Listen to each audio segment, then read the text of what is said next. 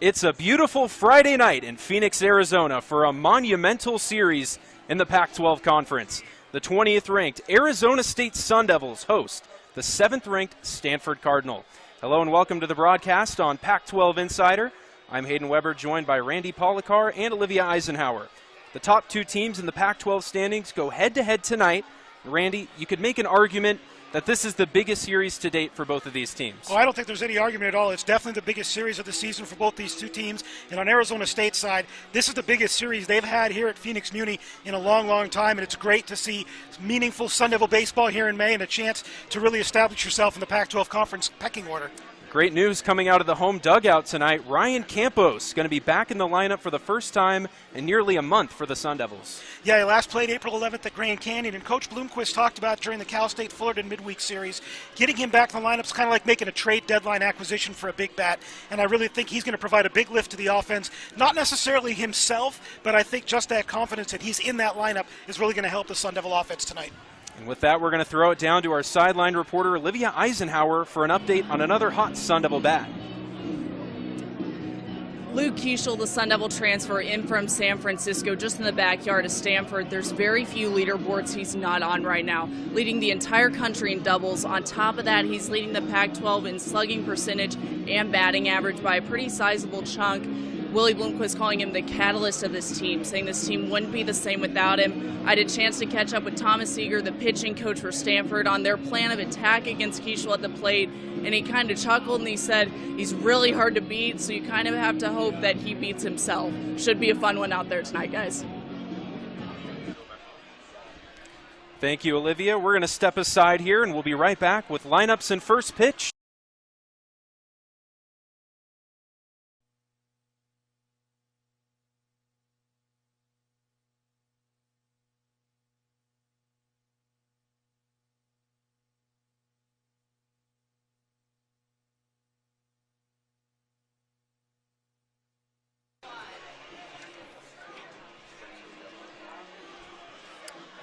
Welcome back to the broadcast here on Pac-12 Insider. We're moments away from first pitch.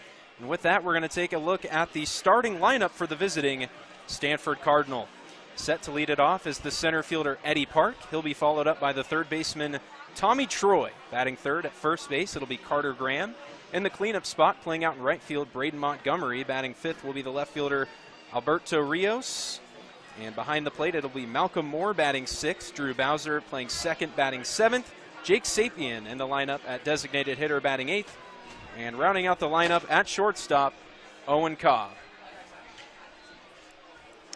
A potent Stanford lineup indeed. Lots of guys batting over 300. A lot for the Sun Devil pitching staff to worry about. Yeah, and the big number you have to watch out for is big old number 11 left fielder Alberto Rios, 374. 12 doubles, 9 homers, 41 RBI, slugging .639. They have some big boppers in this lineup, and Rios is right in the middle of all of it. That they do. And Rios, like you mentioned, the 12 home runs really jump off, or the, 9 home runs rather, really jump off the page. And across the way, the Arizona State defensive alignment will be as follows. Doing the catching for Timmy Manning will be Bronson Ballholm. Like we mentioned, Campos is back, but he will be getting the start at DH tonight, and then left to right in the outfield, it'll be Wyatt Crenshaw, Isaiah Jackson, Nick McLean. Third to first on the infield for the Sun Devils, it'll be New Contradas, Luke Hill, Luke Kiesel, and Jacob Tobias, again with Timmy Manning on the mound as the Sun Devils take the field. And Timmy Manning was outstanding in his start against Fullerton. 3 perfect innings, 9 up, 9 down. Looked confident out there. And in the post-game press conference, he really said that, he felt confident and he knows that he can contribute to this team. And that's why those midweek games are so important, because it shows your coaching staff who you can rely on. And Timmy Manning in a big spot here Friday night against Stanford. Absolutely. You take a look at the stats there for Manning this year. The sub-3 ERA, 1-3, 42 punch-outs. This is one of the biggest starts of his career. And his first Friday night start as a Sun Devil. Willie Bloomquist mentioned that made a little switch. He liked the matchup for this particular game. So Manning will need to be on his A game tonight if he wants to give the Sun Devils a chance. Yeah, and one thing he has to avoid is free bases. If you look up and down that Stanford starting lineup, they draw a lot of walks, they get on base a lot, and you can't give away free bases. And a real key for the Sun Devils is you got to stay away from the big inning. That's been their bugaboo lately, and yes, they've come back from a lot of big deficits to get wins, but you can't do that against a team like Stanford. You've got to limit any damage you give up. Very little room for error. Again, we're just moments away. Arizona State in the white tops and pants with the maroon caps. Stanford rocking the black jerseys with the red lettering, gray pants, black helmets. I got to say, it's weird seeing Stanford in black tops, because back in the day when Mark Marquis was their coach, they wore the same white tops and the same gray tops. Mike Mussina wore it, and it never changed. And it's a little weird to see them wearing a black jersey, I'm not going to lie. Yeah, teams tending to mix it up a little bit with the new cool alternate uniforms. We've seen across the way the Sun Devils introduce a couple new ones this year as well. Always fun to see those, as Phoenix Muni's pretty full tonight. Yeah, I think we're going to have a real nice crowd. The weather's fantastic, and if you're not out at Phoenix Muni, you're going to miss a wonderful night of baseball. But we're glad that you're with us watching on Pac-12 Insider. Wind blowing out to right center field is, again, just moments away. Not sure if we'll see the ball carry too much tonight. It's not cold or anything like that, so shouldn't have too big of an impact. The big thing that's going to be for the Sun Devil defense in the first inning is, if you look at the field, the shadows are all over the place. Right field and right center field are in sunlight. Second base is going to be in sunlight. The entire left side of the field is going to be in shadows. And center field, Isaiah Jackson's going to have shadows and sun to contend with, so that visibility could be an issue in the early going here tonight. Could be tough, but Isaiah Jackson, as good as they come out in center field defensively, as Eddie Parks steps up to the plate. It's the junior out of San Jose, California, batting .337 on the year. Getting on base at just under a 400 clip as Manning toes the rubber. First pitch of the ball game is just a bit outside for ball one. I'm excited for tonight's matchup. For 30 years plus, these two programs have been the cream of the crop in the Pac-10, Pac-12, and it hasn't changed at all here in 2023. Parks smokes it to first, but caught on a line by Tobias. Good start right there for Timmy Manning, and boy, Jacob Tobias, right place, right time. Good scouting report there by the coaching staff. Didn't even have to move an inch. That ball was definitely seared, appeared to be ticketed for right field, but like you mentioned, Tobias in the perfect spot. That'll bring up the third baseman, Tommy Troy. Right-handed hitter, hitting just a hair under 400. First pitch is a soft liner into center field. Coming in is Jackson, and he's got it for out number two. Stanford being aggressive very early in the counts here, swinging at the second pitch on the first at bat, the first pitch on the second at bat. So we'll see if that's a strategy that they're going to employ here against Manning, who they probably haven't seen a whole lot of with his limited innings. Yeah, and Manning, obviously, in his first year at Arizona State, transferred in from Florida. Here's Carter Graham, the first baseman. First pitch, check swing. They appeal to first. And Jason Benson, first base umpire, says he went around. Our home plate umpire is Will Van Raphorst, and I cannot confirm or deny whether he's related to Jeff Van Raphorst, Sun Devil legend. The 0-1, another check swing. Another appeal to first. He did not go, though. Graham enters this game carrying an 8-game hitting streak. Absolutely on fire. He's also reached safely in 9 of his last 10. I know you see his 281 batting average. You're wondering, how is he hitting that low? You got guys hitting 370, 380 around him. That one was smoked foul off to the left side. Well, Stanford enters this game coming off a long homestand. They went, 5-3 during a 2-week homestand. They just took 2 out of 3 against UCLA. This one is popped up, right side, trying to stay fair, and it just does go out of play. Mark Marquis has done a really nice job with the Cardinal. It's hard to take over for, David Esker's done a great job for Stanford. It's hard to take over for a legend like Mark Marquis, particularly when you're coming from the rival Cal Bears. But David Esker really has established himself here, and Stanford has not missed a beat with Marquis retiring and Esker stepping into his shoes. Yeah, in 6 years at the helm of Stanford, 2 Pac-12 titles, defending champions from last year.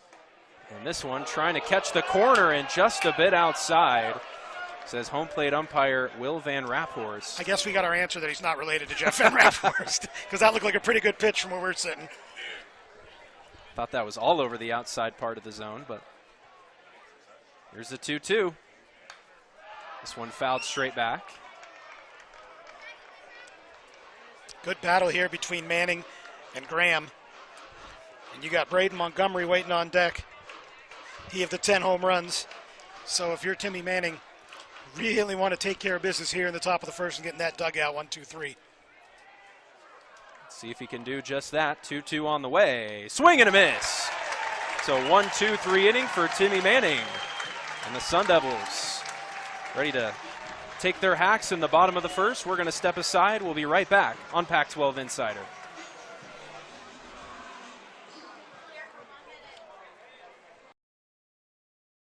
Phoenix Municipal Stadium, still 0-0. And with that, we're going to take a look at the starting lineup for the home team, Arizona State Sun Devils. Leading it off in right field will be Nick McLean. He'll be followed up by the shortstop, Luke Hill. Batting third, Ryan Campos, the DH. Cleaning it up is the second baseman, Luke Keischel. He'll be followed up by the first baseman, Jacob Tobias. New Contradas at third, Wyatt Crenshaw on left, Isaiah Jackson in center. And rounding out the starting lineup for Willie Bloomquist, the catcher, Bronson Ballholm. And with that, we're going to take a look at the starting pitcher for the Stanford Cardinal. It's the lefty Quinn Matthews, who has been absolutely nasty this year. Yeah, Quinn Matthews is your quintessential innings eater. If you look at his last few starts, he doesn't go less than 7 innings. He had a complete game, no decision against Washington, 9 innings, but it's 7 innings, or 7 1/3, 9 innings, 8 innings, 7 innings, 7.2, 7.1. He is out there for the long haul, and the Sun Devils have done a great job of getting into bullpens this year, and they're going to have their work cut out for him tonight against Matthews. Matthews toes the rubber. The wind, the kick, the pitch. This one's popped up, right side, drifting towards foul territory. Under it is Graham, and he's got it. 1 pitch, 1 out for Matthews. That ball just hung up there and just kept floating and floating and floating. And Connor Graham just kept getting under it. It kept moving to his right. He kept tracking. A lot of foul ground here at Phoenix Muni. Well, you can rest assured Matthews, the veteran, senior, he's going to know how to be efficient, and he's going to have everything working going against a very potent Sun Devils lineup. Here comes the shortstop, Luke Hill, who homered in the Sun Devil win against Oregon on Sunday. First pitch swinging again, so clearly the book is be aggressive early in the count, because that's when you're going to get the most to hit. Hard to believe that Luke Hill's a freshman, as this one's hit sharply into center. Coming in is Park, and he's got it. Another quick out for Matthews. Yeah, one thing Matthews doesn't do is he doesn't give up a whole lot of free bases. If you take a look at his strikeouts versus walks, he has 70 more strikeouts than free passes, which is pretty impressive. 96 strikeouts, only 26 walks. Opponents hitting .208 against him. Leading the Pac-12 with 96 punch-outs, as Ryan Campos gets a nice hand here at Phoenix Muni. Sun Devil Nation showing support for their backstop, who is getting the start at DH tonight. Yeah, and Campos is chomping at the bit to get out there and swing that bat. So Campos, you take a look at the numbers, hitting over 400 and had reached in all but 1 game this season. He's been right in the middle of everything. And it's going to be hard for him. I mean, it's a pretty tall order. You're coming in to face a pitcher like Matthews when you haven't played in almost a month. I mean, yeah, you can swing in the cage all you want to, but until you're out there in game action, it's a whole different ball of wax. Swing and a miss. Matthews took something off, and he gets ahead 1-2. I'll tell you what, I can attest Quinn Matthews, lethal, having faced him in Little League. That is a very tough at-bat. 1-2 on the way. Outside. Coming out of the talent-rich Aliso Niguel High School has produced other Pac-12 talent like Hunter Jump, former Sun Devil, Ethan Hoopengarner at USC. Skip Schumacher is the head coach of the Marlins. Another 2-strike pitch, this one in the dirt. And the count is full. I like the patience that Campos has shown to work that count full, not having had an at-bat in so long. You know he wants to go out there and really prove that he's back. Payoff pitch. This one grounded to first. Nice play over there by Graham, who steps on the bag for out number 3, robbing Campos of a base hit. Devils go down in order. We're going to step aside. We'll be back with the top of the second on Pac-12 Insider.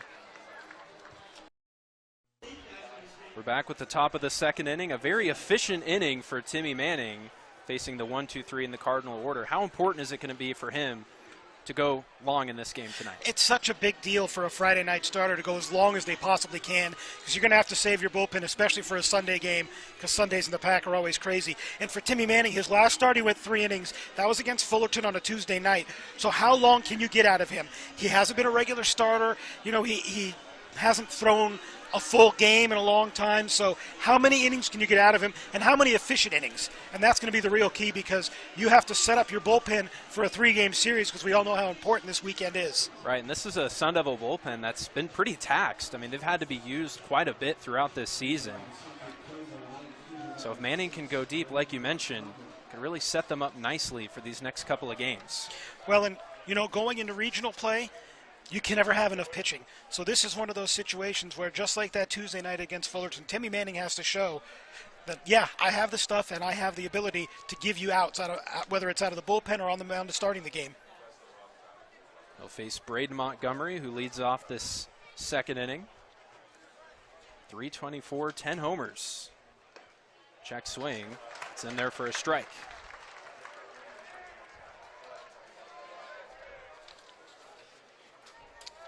Montgomery, a two-way player. He pitches and plays outfield. The reigning Pac-12 Freshman of the Year from 2022. He's following it up with a fantastic sophomore campaign. Manning behind 2-1. That one's right down the middle. Evens up the count at 2-2. I like his approach so far, Manning. He's not panicking, gets behind 2-1, makes a nice strong pitch, not trying to do too much. Got him. Montgomery goes chasing in the dirt. That's back-to-back strikeouts for Manning. How about the play by Ballholm back there behind the mound? That was a great catch. Made sure he tagged the runner, no chance. Kept that ball right in front of him. So really nice start to the second inning here. And two very potent right-handed hitters. He's been able to strike out back-to-back. I really think that start against Fullerton on Tuesday night last week gave him a whole lot of confidence. Fullerton was a good ball club, had come in winning 7 games, and even Coach Bloomquist said, if we can get 2 innings out of him, that'll be great. Well, what did he do? He 9 up, 9 down, 3 perfect innings. Rios lines it right to second, and in perfect position is Keishel. Boy, whoever's doing the scouting reports so far have been dead on. That's 2 line drives and 2 guys who haven't had to move. So Rios down on 1 pitch, and it's going to be up to the catcher Malcolm Moore to extend this inning for Stanford. But for Manning, very impressive start, 5 up, 5 down.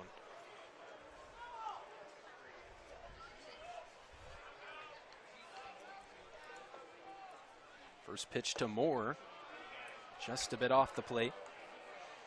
Got that wind blowing out to right center field tonight. Much cooler temperatures here. It had touched 100 last week, and now we're in the low 80s. It's going to be a perfect night for baseball. No doubt. There's a strike. Manning drops a breaking ball in there. Although if Stanford wants to wear those black jerseys on Sunday, I guess you can wear their white tops, and it can be as hot as they can get it. 1-1 the count. Another one in there for a strike. Manning feeling that curveball, and it's 1-2. And a nice job by Bronson Ballholm to just hold that ball there, let the ump see it for another split second, get that right arm to come out. Manning trying to put him away. Nice take there by Moore. I like that pitch, though. Go a little bit off where you just got called the strike, so you can get him to try and overprotect and chase one. You had a pitch to waste there, but now you got to come back at 2-2 and really focus. Manning deals. Moore fouls it back. 94 on the fastball. Stanford showing earlier they're going to be aggressive all night long. We'll see if Manning can recognize that, take advantage, maybe throw some breaking balls in the dirt. That's how he's able to get Montgomery. Yeah, see if you can get him to chase. Got him. 6 up, 6 down for Timmy Manning. What a start. Still 0-0. We'll be back after the break on Pac-12 Insider. We're back with the bottom of the second inning. Still zip between Stanford and Arizona State, and Luke Keeschel is going to lead it off, and boy, he's been tearing the cover off the ball. Yeah, this is going to be a really good matchup between Keeschel and Matthews. Keeschel has just been just about the hottest bat you could find for the Sun Devils. He's just been doing it all. The thing I like about Keeschel is, he's not trying to hit the ball over the fence all the time. Just make good, solid contact. And he's leading the conference in doubles, so he's doing something right, and he's got a great approach. He might not be trying to hit home runs, but he's still doing it. And that's most of the time how it ends up happening when you're not trying to hit a home run. 7 home runs in his last 10 games, an absolutely torrid pace for the Sun Devil second baseman.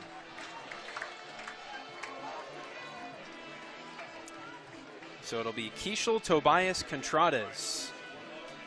All 3 of them homered in the game against Oregon on Sunday. And that 3-game weekend set in Eugene was the first conference series loss for the Sun Devils this year. First pitch to Keeschel misses down low. And it's important for them to put that in the back of their mind. I've been on lots of teams where you've been leading the Pac-12, you have a bad weekend, you've got to forget about it. It's got to be about the next pitch, the next bat. Big rip from Keeschel. And I think that's one thing that, sorry about that, I think that's one thing that Coach Bloomquist is going to preach to this team is, hey, we can't change what happened, we can only focus on what's going to happen now.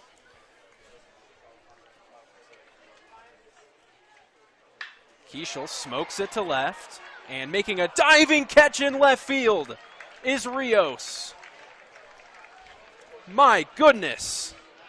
Yeah, that's 2 highway robberies we've seen to end the first inning on that ball that was smoked by Campos, and now Keeschel's robbed in left field by Rios. And give credit to the umpiring crew. They made sure, the second base umpire, David Buck, ran out there and made sure that ball was a catch, and give credit to Keeschel, who ran the ball out and stayed at first. Tobias to the plate. We're going to quickly send it down to Olivia Eisenhower. Yeah, guys, if you look close enough at Quinn Matthews' mitt, you'll notice that it is actually purple and pink. I asked pitching coach Thomas Eager what that was about. Why does he do that to stand out, distraction in some way? And he said he's just different. I asked him to elaborate, and he said he just wants to stand out from everyone else. He doesn't have social media, refuses to get it. And on top of this, he's an incredible teammate and such an incredibly hard worker. I asked if he had any major league comparisons. His pitching coach compared him to Hunter Pence. That's quite the comparison. Hunter Pence, of course, known for being unique and obviously a great ball player. And for me, he did a guest appearance on Fuller House, so that will always be the Hunter Pence for me. 2-1 Tobias. It's in the dirt for ball 3. Quinn Matthews, 6'5", real lanky guy, and he's got that long arm delivery, and it's going to be real hard to see the ball coming out of his hand. He hides it really well. This one is a slow tapper. Matthews fields it, throws to first, and it's high. Over the head of Graham there at first base. And Tobias will be aboard for what should be scored in E1. Yeah, a little high and outside there for for that throw by Quinn Matthews. And there's going to be a throwing error on him. So that'll bring up the third baseman, New Contrades.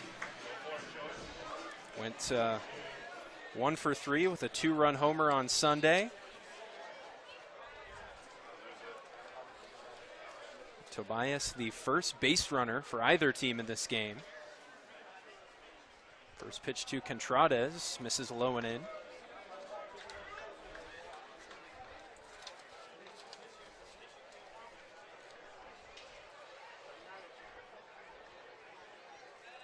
Tobias not going to be much of a threat to run over at first. Swing and a miss. Nasty off-speed pitch had Contrades way out front. Yeah, 79 miles an hour. Contrades was clearly thinking about dead red right there.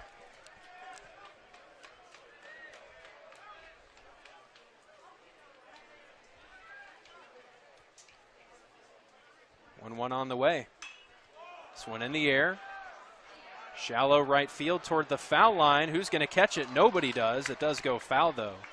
That was in that Bermuda Triangle spot, unfortunately in foul territory, but he hit that ball about 2 inches above his hands on the handle of the bat, and it just kept tailing off to the right. And with runner on first base, they were holding Tobias on. So harmlessly drops to the turf for a strike, and Contreras now in a 1-2 hole. Yeah, that was inches away from causing havoc as Tobias was off to the races, but instead it's 1-2. This one in the air, shallow right center. Who's got it? It's the right fielder Montgomery calling off the second baseman Bowser. That's one thing we've seen from this gusting wind so far tonight is the ball is going to hang up there, which means if you don't strike it really, really well, there's going to be a chance for a fielder to run underneath it, and what could have been a base hit otherwise. Here comes Wyatt Crenshaw with a runner on first and 2 outs.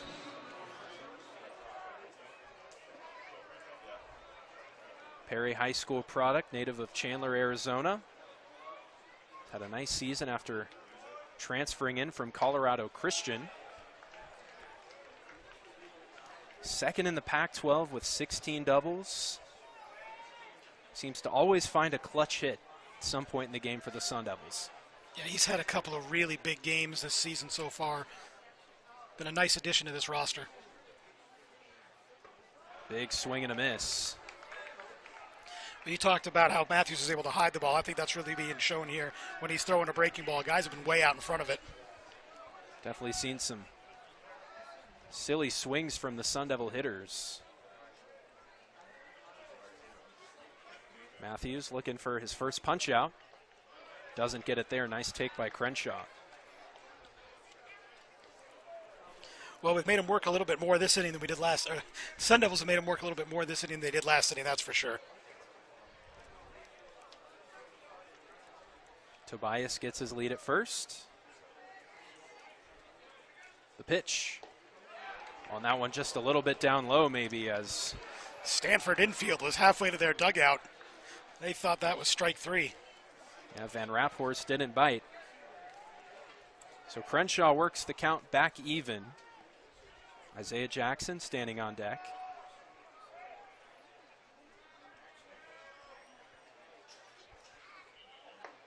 And that one's in there for a called third strike. Matthews gets his first punch out and strands the runner at first base. It's still 0-0. We'll step aside and be back with baseball on Pac-12 Insider.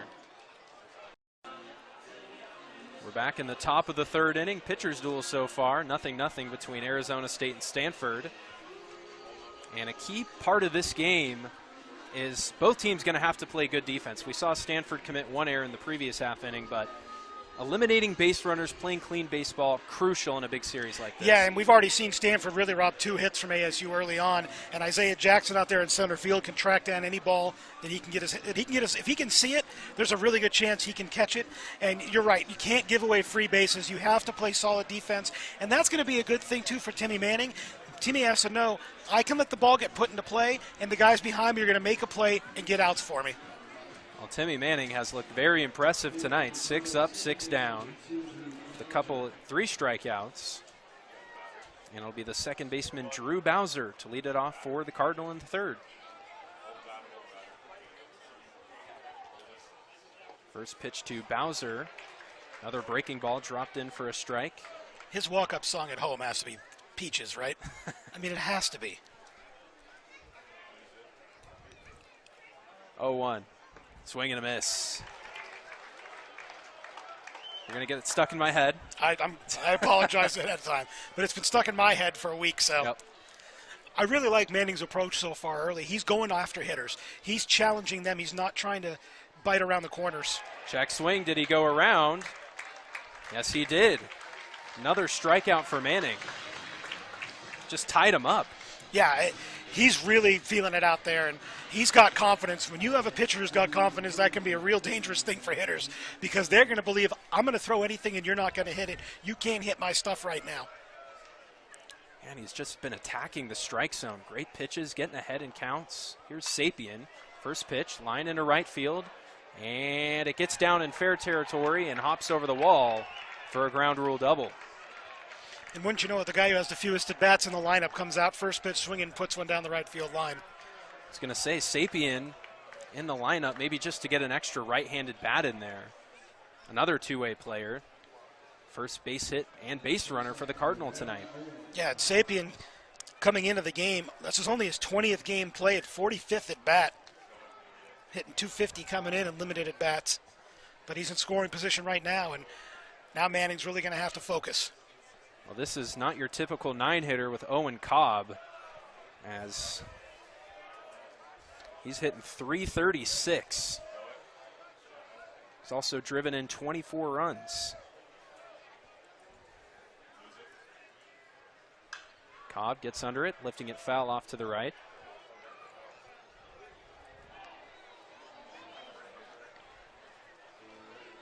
Well, it's critical if you're Manning to get through Cobb here with Park waiting on deck.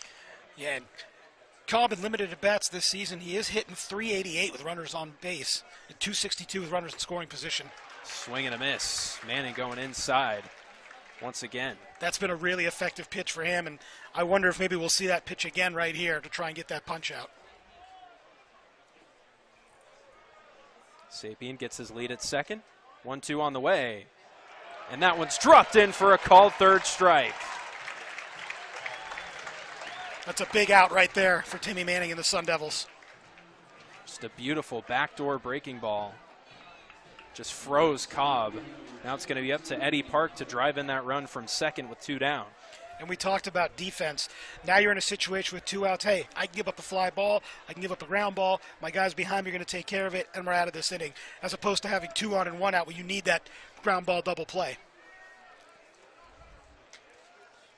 First pitch to Park is a strike.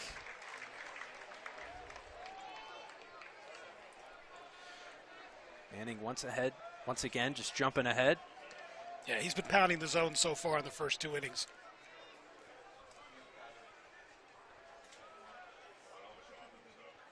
Big swing and a miss. Got Park to go fishing, and it's 0-2. Okay, now this is a big pitch for Timmy Manning. It's 0-2 with 2 out, and you got a man on second base. So you can afford to waste one, but you have to be careful not to throw one too far outside or too high because you don't want to give up a free base and let that runner get to third. 0-2 on the way. Park checks his swing. Nearly chased another breaking ball. Yeah, he thought about it. He wanted to pull that trigger and get that bat around, but was able to hold up. But I like that idea there. Threw it outside the strike zone, trying to get him to chase, but not so far out where it's going to go to the backstop. This one in the air to left field. Coming in is Crenshaw, and he's got it. Timmy Manning strands the runner at second. We're still scoreless here at Phoenix Muni. We'll step aside on Pac-12 Insider. Welcome back to the broadcast on Pac-12 Insider. I'm Hayden Weber, joined by Randy Polakar.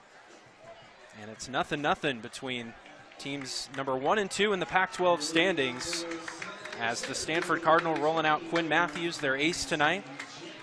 And definitely a full circle moment for me, again, having faced him in Little League before. I remember he was the most feared kid in the league, and faced him a couple times. I'm pretty sure he struck me out every time, but definitely cool to see some Aliso Niguel alum making a difference. Well, I was going to say, don't feel bad if he struck you out in Little League, because he struck out plenty of guys here in the Pac-12 and D1 baseball all year. Falls behind 1-0 on Jackson.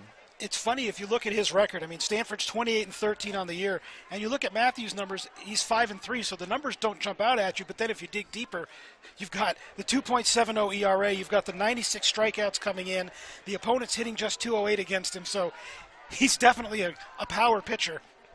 Despite it, the 5-3 record it doesn't really mean a whole lot. Pitching wins they are what they are. Jackson hammers it to center field. This one going back. It's gone!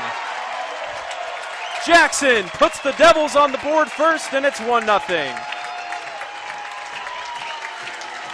Well, that's one way to not worry about that gusting wind, is just hit the ball as hard as you possibly can. Put a great swing on the ball, and that ball just kept carrying and carrying over that center field wall. And that's a big early lead for ASU. Gives them some more confidence. 8th home run on the season for Isaiah Jackson.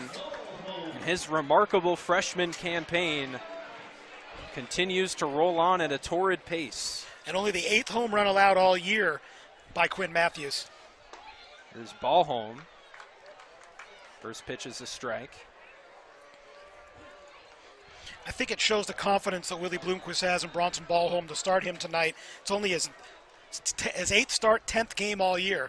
But here he is on a Friday night in the biggest Pac-12 series of the season. Matthews fires it to first, right on the money for the out. And after Matthews committed an error fielding his position a couple innings ago, a beautiful throw. Kind of at an awkward angle, moving to his right. He put a little bit of extra mustard on that throw to make sure it hit the strike zone right where he wanted it.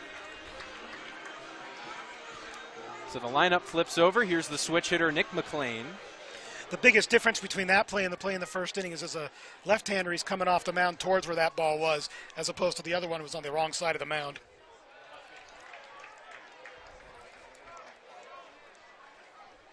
Well, Nick McLean, another Sun Devil who was a little banged up to start the year. He missed several weeks due to a hamate injury. And this one, in the air, left field.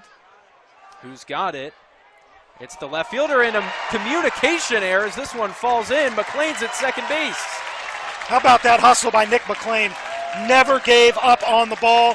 Thought, hey, you know what? If they catch it, fine. But if they don't, I'm going to get myself in a scoring position. And that was just miscommunication right there between the left fielder Rios and the shortstop Cobb. Once again, you saw that win. That ball just hung up there. Yeah. I thought Rios had maybe called off Cobb. That was going to be a really tough play for the shortstop to make. Yeah, I agree. Had to have been an over-the-shoulder catch, essentially. Yeah, I think Rios thought that Cobb was going to take it and then realized way too late, I'm going to have to make a quick run to this ball. And credit to McLean again, hustled all the way to second base. And now with one out, the Sun Devils have a man in scoring position with one already in the inning. Here's the runners in scoring position machine, Luke Hill. He's hitting over 430 with runners on base, or in scoring position, rather. 438 with guys on base. And that's a real nice number to see from your guy batting in your 2 spot. Well, any opportunity you can get to get runs off of Matthews, got to capitalize. This one hit hard to short. Cobb's got it. On to first for the second out. It'll be up to Ryan Campos to get that run home from second. If you're just joining us, Isaiah Jackson got the Devils on the board first with a solo shot earlier in this inning. And you know that this is what Campos has been waiting for. Guy in scoring position, him coming up with a chance to put the Devils up even more. But he's going to have to be patient and wait for his pitch. He was robbed of probably extra bases his first at bat on a great play by the first baseman, Graham. That was a beautiful play over there at first. Another one right in the same spot, but a much easier play for Graham, who once again steps on the bag for the out. But the Devils get on the board first, courtesy of another Isaiah Jackson home run. It's 1-0 Arizona State. We'll be back with the fourth on Pac-12 Insider. Isaiah Jackson out there in center field. Got the Sun Devils on the board with a solo shot, and Timmy Manning back out on the mound, and he's been dealing tonight, looking to continue his fantastic start. Yeah, he's been dialed in tonight, aggressive, going after hitters, putting the ball exactly where he wants it, and that's going to be a key now. Second time through the lineup, they've seen him, so you're going to have to be a little bit more careful, but stay aggressive, keep pounding the zone, stay ahead in the count, and don't give up free bases. It'll be Tommy Troy, Carter Graham, Braden Montgomery. 3 very powerful right-handed bats in a row. It'll be tough to navigate the top of the order, but he did it once. Let's see if he can do it again.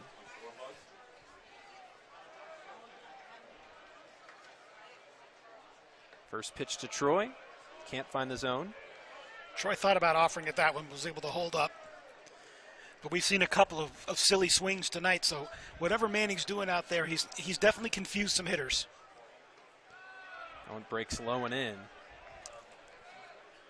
So we'll see the second baseman Keishel shaded past the bag at second base. Yeah, towards the shortstop side. Fastball misses outside. That's the first 3-ball count that Timmy Manning has gotten himself into. Yeah, you got to make a good pitch here. That one just does nick the zone. Well, Tommy Troy, not a guy you want to put on base for free. He's swiped 13 bags in 14 attempts. Yeah, and he's going to get something to hit here, you would think. Swing and a miss. 94 just challenged him. And now what do you come back with? You don't want to walk him, but do you want to come back with the fastball you just saw? Here's the payoff. This one hit hard. Deep right field. It's going back, and it is gone. That one just did stay fair. It's a solo shot for Tommy Troy. We're all tied up at 1. Boy, it didn't look like it was hit that well off the bat. I thought it was going to curl foul, but just did hug that right field line and to tie ball game. It's home run number 8 on the year for Troy. So the only hard contact we've seen has been to the opposite field from the right-handed batter. Any reason for that you can think of? They're just a little bit late on that fastball, I think, and they're going to protect the zone, and that's just their approach that they've decided to have tonight, obviously. Graham smokes it into right center field. It gets down. Jackson cuts it off, and Graham going for second. The throw is not in time. It looked like the throw beat him, but they call him safe at second base. The throw beat him by a good couple of steps, and now Willie Bloomquist out of that first base dugout. And not sure what happened there, if maybe the tag was just missed, but I mean, it was a great relay throw by Isaiah Jackson getting the ball in quickly, and the ball definitely beat him to the bag. so an explanation is what Willie Bloomquist is looking for. It looks like he wants to challenge it. We're going to have a little huddle here just in front of the pitcher's mound towards the first base side. That ball was smoked. It was hit hard. Again to the right side of the field. So the umpires are going to head over and take a look at it. But if this call is overturned, it'd be a critical one, because if not, you're looking at a runner in scoring position, nobody out, and still Braden Montgomery, Alberto Rios due up. Yeah, it's quickly Manning has found himself in a little bit of trouble. Manning's going to make sure he stays warm here, because who knows how long this replay is going to take. It was a couple weeks ago against Oregon State. We just saw kind of a really weird play where it was challenged twice by 2 different coaches, and they ended up overturning the overturn, and then re-overturning it. Boy, I don't think I've seen Willie Bloomquist that heated. He somehow managed to not get ejected. Probably because the umpires realized that we just overturned an overturned call, but boy, it's still weird for me to see replay in college baseball. Yeah. If we had replay back when I was with the program here at ASU, it might have been a whole different world. Oh, yes. Coach Murphy in a replay option. Oh, boy. Could have had a lot of fun with that. Oh, boy. That would have been a sight to see. There was a game we played Kansas State, and we had the 2 guys on. Kyle Rowling was playing. It was a hitter. He was a DH catcher. Hit a ball down the left field line, clearly foul. Goes into the bullpen. It was so far foul on the third base side. Umpiring crew calls it a home run. The center fielder, the second baseman, and the head coach of Kansas State lose their mind. Center fielder ends up getting ejected. The manager ends up getting ejected. And then they overturn the call, realize they had screwed it up. It was a foul ball. The next pitch, Kyle Rowling hits a ball out onto Rural Road at Old Packard Stadium. And so he ended up getting 3 runs and got their center fielder and their head coach tossed all in one fell swoop. How about that? If they had had replay, probably wouldn't have happened. None of it would have happened. So it looks like the verdict might be in as the headsets come off. They might be checking the end of one of the hockey games, too, just to see what the score is when you're over there. All right, here's our call. And he's safe. Safe. Call stands. So an unsuccessful challenge from Willie Bloomquist, and the Devils lose the challenge for the rest of the game. Yeah, I mean, I guess without having the benefit of replay, I guess they're just going to say he missed the tag, or maybe the ball was bobbled or something, because from our vantage point, the throw definitely beat him. Yeah, we just didn't get a look at it, so that'll be a hustle double for Carter Graham. Here's Montgomery. First pitch, big swing and a miss. Yeah, you're right. It was absolutely was a hustle double because that ball looked base hit, and Graham never hesitated coming around first base. And again, a great throw by Jackson, good relay to get the ball back to second base. It was a great job, too, by Jackson to cut it off in the gap on a dead run. But again, just heads-up base running there for the Stanford first baseman. And now Manning's got to shake it off and just worry about the hitter. Still a tie ball game. Got to wiggle off the hook, though. This one misses downstairs. It's 2-1. Sun's setting here. Starting to get dark. Field lights brightening up our playing field. The 2-1 runs inside.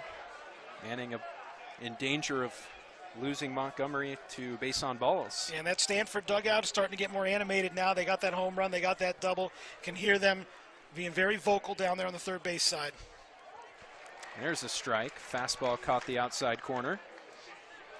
Energy and momentum are such a big thing in a game like this when there's so much on the line. You can feel it coming from dugouts, and that helps your hitter, and it can rattle a pitcher sometimes too. Payoff pitch. I'm not sure where that one missed, but Montgomery is going to be aboard at first with a walk. Yeah, I guess it was just a little bit high, and giving credit to Montgomery for not offering at it. Now you've got Alberto Rios coming in. You're going to get a visit from Sam Peraza. It was a tremendous start through 3 innings for Manning, allowing just 1 base runner, but he has hit a snag in the top of the 4th. He's gone home run, double, walk. And Brock Peary getting loose in the bullpen. Yeah, well, we talked about this earlier. How long can Timmy Manning go? He went 3 innings in his last start. And yeah, it was 3 perfect innings, but being stretched out, something you're not used to. Like you mentioned, a long visit here from Peraza trying to settle his left-hander down. A huge opportunity for Timmy Manning. Again, his first Friday night start against a consensus top 10 team, #1 team in the Pac-12. And for the most part, he's answered the call. Yeah, he's been really good through the first 3 innings. But the big thing here is, and we talked about this in the open, you got to stay away from the big inning. You got to get a ground ball. You got to get a pop fly. You got to get a strikeout.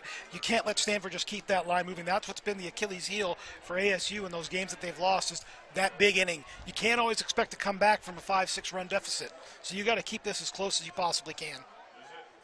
First pitch to Rios. Doesn't find the zone. Rios lined out to second his first time up. Also had a diving catch out in left field. It'll be Graham aboard at second, Montgomery at first, nobody out. Here's a sharp grounder to third, and it's past the glove of Contradas into left field. Graham being waved around, he'll score. Getting to third is Montgomery, and into second is Rios with an RBI double. Yeah, that's just bad luck. It wasn't hit super hard, but hit just hard enough where Contradas couldn't get over to his right quick enough. And now Stanford really in business with 2 on and still nobody out and 2 in. And this is a Stanford team that has very few flaws. Second in the Pac-12 in average runs scored per game. Hitting over 300 as a team. I mean, the list goes on. Very tough lineup to face. And historically, that's been Stanford baseball. Just a consistent program all through these years. Stanford's hoping to have another extended stay in Arizona here in a couple weeks, the Pac-12 tournament, just like last year. Being played over in Scottsdale this year. Manning falling behind 2-0 on Malcolm Moore, and this has quickly unraveled for the left-hander. Yeah, I'm thinking if he loses Malcolm Moore, then I think that might be it for Manning. They'll go get Peary. Moore fouls it back.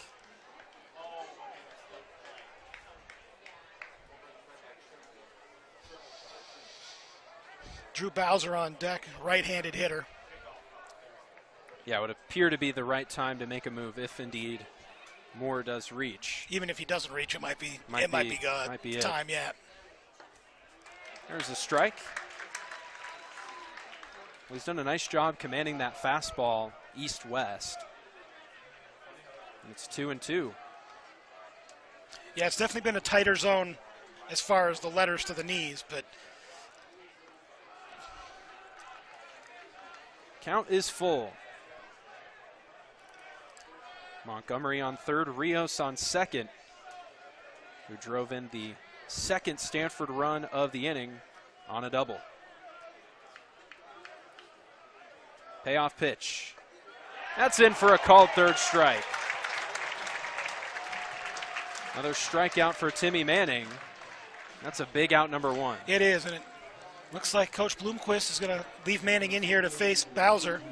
He struck Bowser out in his first at bat in the second inning. Count at 6 punch-outs for Timmy Manning.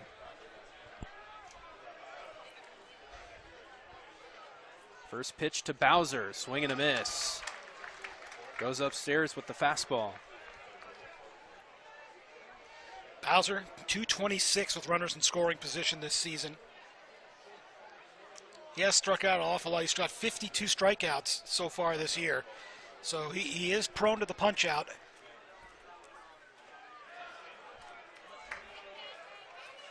Counts even at 1-1. He does carry a 5-game hitting streak into this game, however. Hitting .333 with 3 extra base hits and 5 RBI over that stretch. This one's going to be pop foul out of play. All right, this is a big pitch right here for Timmy Manning. Ahead 1-2. Let's see if he goes to that breaking ball, kind of low and into the right-hander. That seems to be the put-away pitch. That's what's been twisting up the hitters so far tonight, and I think that's where I would go. Tries to go up and in with the fastball. Bowser lays off, and it's 2-2. Yeah, I think he missed a spot there. I think he was trying to go inside low, and it just rose up on him. First base still open. Tobias playing in towards the grass. This one hit over to second. Diving attempt by Keishel, but it goes into right field. 1 run scores. They're going to wave another, and the throw into second is on the money for the out. But 2 runs do score, and it's going to be 4-1 Cardinal. Yeah, it was hit really hard coming to the infield, but as soon as it hit that outfield grass, it slowed down, which allowed that second runner to come home. But nice throw by Jackson to get that out at second base and get that second out of the inning. So Bowser now has his hitting streak up to 6 games. 2 down for Sapien. Excuse me, it was McLean who made that throw. Put out goes right field to shortstop.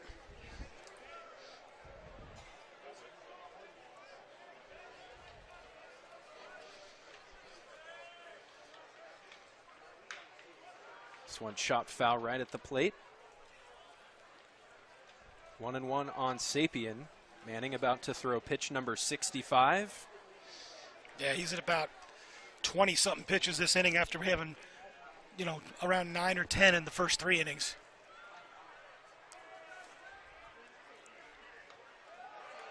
Breaking ball doesn't catch the outside corner, says Van Raphorst, and it's 2-1.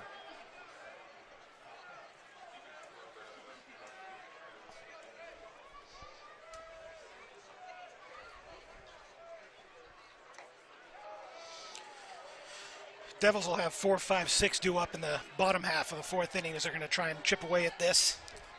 A good part of the order to have up for sure, but you got to get through Sapien here down 3-1. I was going to say, you got to get that third out here in the top first. This one in the air to right. Going back on it is McLean toward the track. A leaping attempt, and he can't make the catch. It's going to be another extra base hit for Sapien, who's 2 for 2 with 2 doubles. Yeah, I think McLean just lost sight of that ball and just mistimed his jump because it looked like that was one that he probably should have had. And I think that's going to be all for Timmy Manning. Willie Bloomquist making the slow walk to the mound. So a tough pill to swallow for Timmy Manning, who was lights out through 3 and just couldn't get through a 4th inning. Yeah, the first 4 hitters all reached, and it's been a lot of loud contact this inning as well. It started with that home run. Well, we'll be back with a new Sun Devil pitcher as Timmy Manning makes the exit. It's 4-1 Cardinal, still in the top of the 4th on Pac-12 Insider.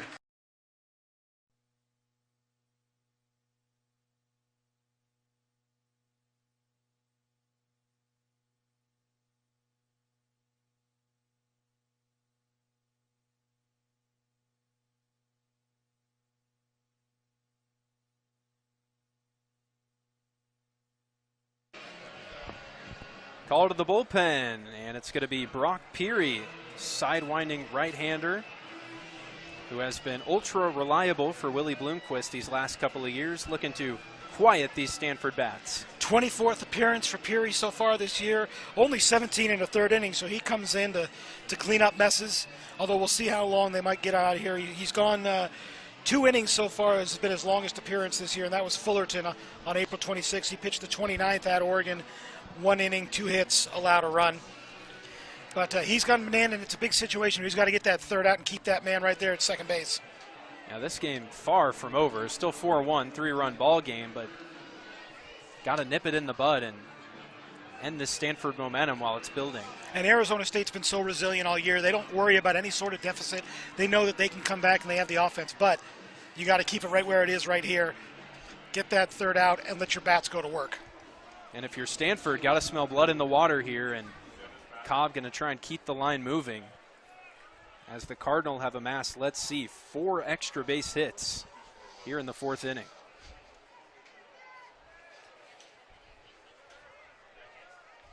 First pitch to Cobb is a breaking ball, breaks outside for ball 1.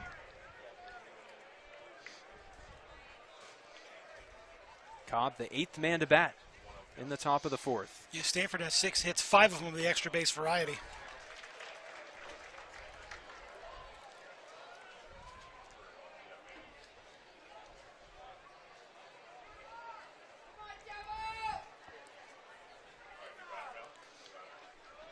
The only hit Stanford got that wasn't an extra base hit, the guy was thrown out at second trying to create one. Yeah, very well could have been another double, if not for a great play by McLean.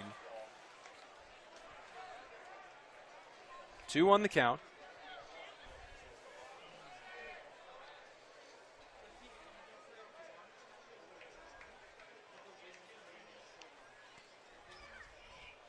Swing and a miss.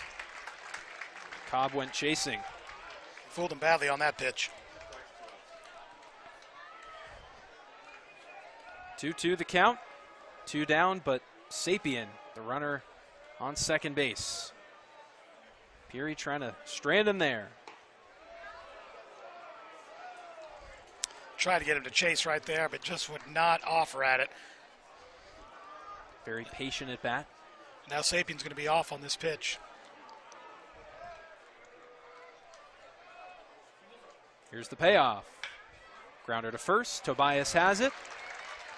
And steps on the bag at first for the out, but it's a big inning for the Stanford Cardinal. They put up 4 runs with a ton of extra base hits. And the Devils are going to have work to do in the bottom of the 4th, trailing 4-1 on Pac-12 Insider. There's Tommy Troy, who got it started for the Cardinal in the top of the 4th inning with a solo shot. And from there, the Cardinal would go on to put 3 more runs on the board and chase Timmy Manning before he could complete 4 innings. But Brock Peary came out of the bullpen and was able to strand a big run there at second base. Yeah, now ASU's got to go to work, and they've got the right part of their order to do it with Luke Keishel leading things off. Again, lots of baseball left. ASU's not going to panic. They haven't panicked all year when they faced a deficit. Yeah, the Sun Devils have been coming from behind left and right this year. They were down 5 runs on Sunday in Eugene. Were able to come back and win that game 9-6. So that one runs inside. Of course, they had the walk-off grand slam against Oregon State. Of course. Yeah, they do not quit. They have a never give up attitude, and that's instilled by their head coach, Willie Bloomquist. There's a strike. Keachel robbed of a base hit his last time up on a great diving catch and left by Rios. 2-1 on the way. So Keishel ahead 3-1. Malcolm Moore kind of held that ball like, you sure about that? I thought that was pretty good. Tried to frame it up. Matthews looking to fade the leadoff walk. Keishel gets it in the air, center field, going back is Park, toward the track, toward the wall, and he makes the catch. That ball just kept carrying, but it died out there at the 395 marker. Yeah, that wind whipping out there, blowing out towards right center field. Keishel did not get all of that ball, though. You could hear it off the bat and know that he just missed it. We're going to quickly send it over to Olivia Eisenhower. What do you got for us, Olivia? Yeah, there has been a very heavy emphasis on the Sun Devils and the transfer portal impact all season. And while that's very well deserved, as you see all the starting probable pitchers, at least for the Sun Devils this weekend, are all transfers, along with names such as like Nick McLean, Luke Keishel, and many, many others. Coach Esker of Stanford applauded how Willie Bloomquist was able to mesh this team so well with all the new names and find success this season, but was very quick to highlight that the freshmen kind of have gone unnoticed in the work that Coach Bloomquist has done with the freshmen. You look at names like Luke Hill, Isaiah Jackson, and more. Esker said the Sun Devil baseball team is getting better and better every single game, and now he was very quick to follow that up with, he said that his Stanford squad, he doesn't think is at full potential quite yet. Thank you, Olivia. Kind words from David Esker for Willie Bloomquist. Yeah, David Esker's been around this conference for a real long time. And when he was at Cal, ASU, it was always fun to go play Cal, whether at home or on the road, because we usually beat them pretty soundly. And when you were playing at Cal before they had lights, you could go spend the night in San Francisco and have a nice dinner out on the wharf. There you go. Tobias grounds it over to second. Bowser's got it. In the outfield grass, throw on to first is in time for out number 2. Yeah, kind of to a point we talked about earlier. Esker was at Cal for 18 years, a legendary coach in Berkeley, and then comes over to Stanford, and it's just a move you don't see too much, really, between any rival school. And Stanford's his alma mater, I believe, which is why he made that move. But don't forget, Cal baseball was done. They were dead and buried. He goes on that improbable run to Omaha, saves the program, and then ends up leaving to go to their arch rival. Yeah, how about that? 2011 Pac-12 Coach of the Year. And he has built Stanford into an absolute juggernaut. And again, for the Sun Devils, they're right behind. Tons of young guys on this team, all of them producing. Got new Contradas at the plate. Yeah, Willie Bloomquist has really done a nice job in not just rebuilding the program, but shaping it in his image and instilling his brand of baseball into all the kids he's bringing in. He wants ASU kids who are going to play ASU baseball, and if you don't want to do that, then you can find another program, because he knows what he needs here to bring Sun Devil baseball back to where it wants to be, which is in Omaha, Nebraska in June. Well, the Sun Devils have had fantastic season, sitting at 29-15, 14-6 in conference play.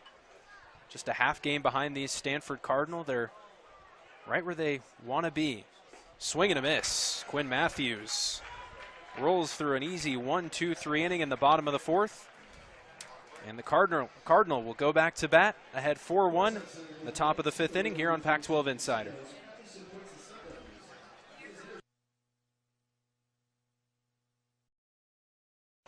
4 runs, 6 hits, 1 error for Stanford. 1 run, 2 hits, no errors for the Devils. So Arizona State, I'm really excited to talk about this. They're bringing back their baseball awards banquet. And when I was SID here at Arizona State, the awards banquet was can't miss. Now, I might have had to host and do a musical number once in a while, and it's a great event. It's been gone for a few years, but Coach Bloomquist has brought it back. The On Deck Circle Club, and they're going to give out their awards again. And it's been a long-standing tradition for Sun Devil baseball. It's May 21st at 6 o'clock at Tempe Mission Palms, right in downtown Tempe. You can find out all about it on the sundevils.com, but it's a great ASU baseball tradition. And if you love Sun Devil baseball, it's something you don't want to miss, because it's always a good time, and I'm just glad it's back. Great to have traditions like that being back and restored. Those are the things that get the fan base excited, get everyone excited for the way the program's going. Exactly right, and tradition is such a big part of this program, and that's another tradition that the names that have been a part of that. Barry Bonds, Willie Bloomquist won the On Deck Circle Club MVP one year, so. Sounds like a great time. If you're interested, like you said, go to the website and be there. Yeah, you can get autographs from the team. There's speeches. There's awards. It's a good event, and it's a great way to support Sun Devil baseball. Peary ahead 1-2 on Park. He slaps it foul and stays alive. can't remember what year I hosted and did a musical number. That was one of those. Pat Murphy said, by the way, you're hosting the banquet, and I expect an opening music act like it's the Academy Awards. So I wrote a special song just about our season that year. I think it was 2008. That's incredible. If I remember correctly, that was a phenomenal team that year. We were really good. Unfortunately, we lost to Fresno State in the Super Regional. They ended up going on to win the national title, but that was their second of our 4 straight Pac-12 or Pac-10 championships back then. And yeah, great team with Brett Wallace, Ike Davis, Mike Leake, Jason. No, Kipnis wasn't there yet, I don't think. Full count on Park. I think that was Kipnis' first year in 08. I don't know. I'm getting old. I forget years now, but the banquet was always a great time. I'm glad it's back. Park just staying alive. Very pesky at bat against Brock Peary, who's back out for another inning of relief here. And the crowd getting a little restless with some of the non-calls that they thought they had. Swing and a miss. I personally think Van Rapphorst has done a great job back there so far tonight. And, you know, the home crowd's always going to want that call, whether it's a strike or not. But that was a strike on the swing and miss. So 2 up and 2 down for Peary out of the bullpen, dating back to the last inning. That's a big first out to get, with Tommy Troy coming to the plate as he floats a slow breaking ball in for strike 1. Give credit to Park, though. 7-pitch at bat. That was a good battle between those two. And Tommy Troy got things started for the Cardinal there in the 4th inning. This one runs in and hits him. Troy aboard on the hit by pitch. But with Brock Peary, a great candidate to roll up a double play ball. Well, he's going to need one here because the hard part of that Stanford order is coming up. Yeah, you got Carter Graham, then Braden Montgomery, Alberto Rios. 3, 4, 5 due up.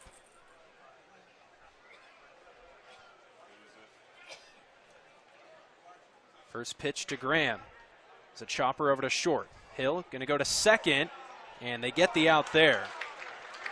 Aboard at first is Graham on the fielder's choice. Yeah, I thought maybe David Esker would come out and challenge that play because that was awfully close at second base. But looks like they're going to let it go. So that's a big second out right there. And realistically for Luke Hill, that was his only play, moving backwards. Yeah. Would have been a tough throw to first. Not a real hard hit ball.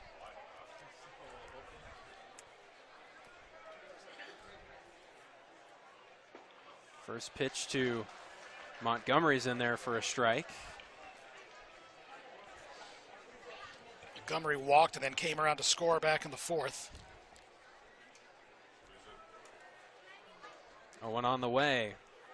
Chopper goes foul down the right field line. You know, we talked about earlier how Stanford has so many extra base hits tonight. You just look at their slugging percentage on some of these guys, and you think it's a typo. Montgomery's slugging .597, hitting .322 on the year. I mean, just guys who put the ball in play and just don't stop running. It's unbelievable. Pickoff throw over to first. Graham gets back.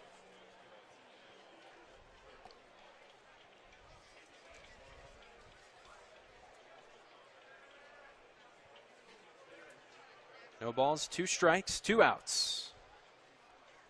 The pitch, swing and a miss. Great bounce back inning there for the Sun Devils as Brock Peary is able to strand that runner at first base.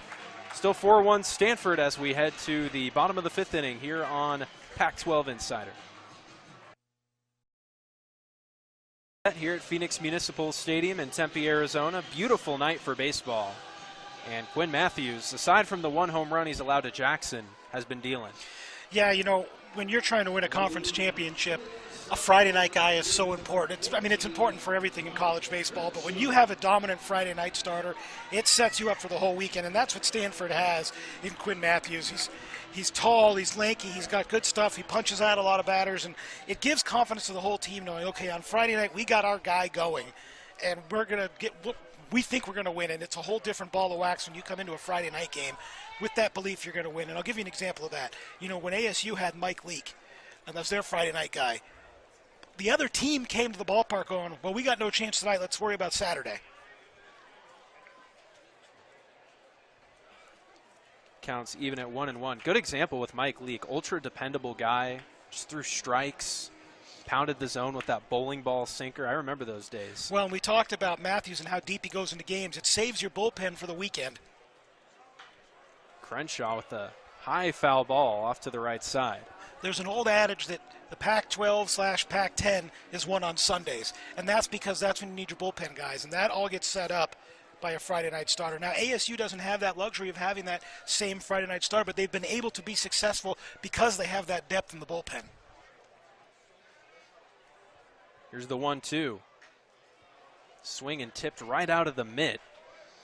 Did a nice job to get a piece of it and stay alive. Well, we kind of mentioned it. I mean, Matthews, not only is he a tremendous pitcher, he's a workhorse, just a guy who eats up innings.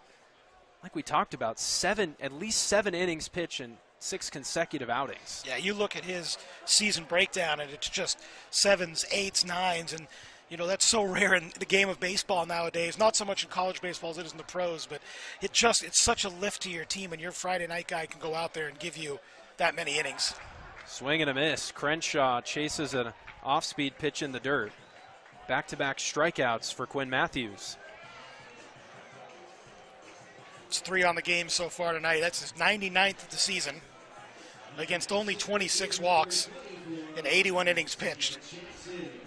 Incredible numbers. Matthews was a 19th round pick by the Tampa Bay Rays in the 2022 MLB draft, but opted to go back to Stanford for another year. So far, it's worked out pretty well. And I wonder if we're going to see more of that in college baseball now with name, image, and likeness deals and all of that. Guys can stay in school and try and improve their draft stock and not worry about, boy, how much money am I going to cost myself? It's a different world. Very different world indeed. And here's another guy in Isaiah Jackson who got drafted and opted to stay home and play college ball. Product of Vail, Arizona. Not necessarily hometown. That's obviously southern Arizona, but staying in state. There's a lot of guys I know who decided to go play pro instead of going to college, and a lot of them have said, boy, maybe I should have gone to college just for the experience, if nothing else, and learn to be an adult before I got thrust into a minor league atmosphere. Well, that was strikeout number 100 on the season for Quinn Matthews as he continues to add on to his Pac-12 leading tally. Yeah, he's rolling now. 7 consecutive hitters retired by Matthews since he allowed that double to McLean. Here's the catcher, ball home with 2 down. Goes inside with the fastball and gets a strike. He's been pretty efficient. That was just his 60th pitch here with 2 down in the 5th. Yeah, Stanford's got to be happy with where his pitch count is.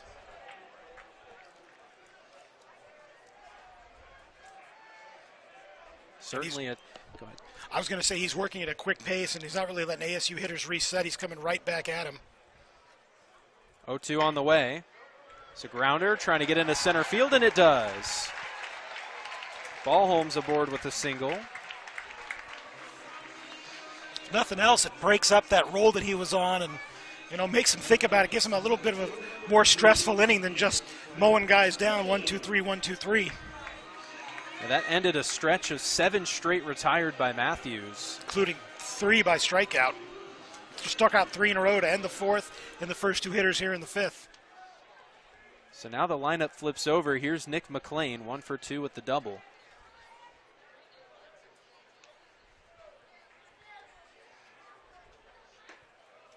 Matthews gets ahead 0-1.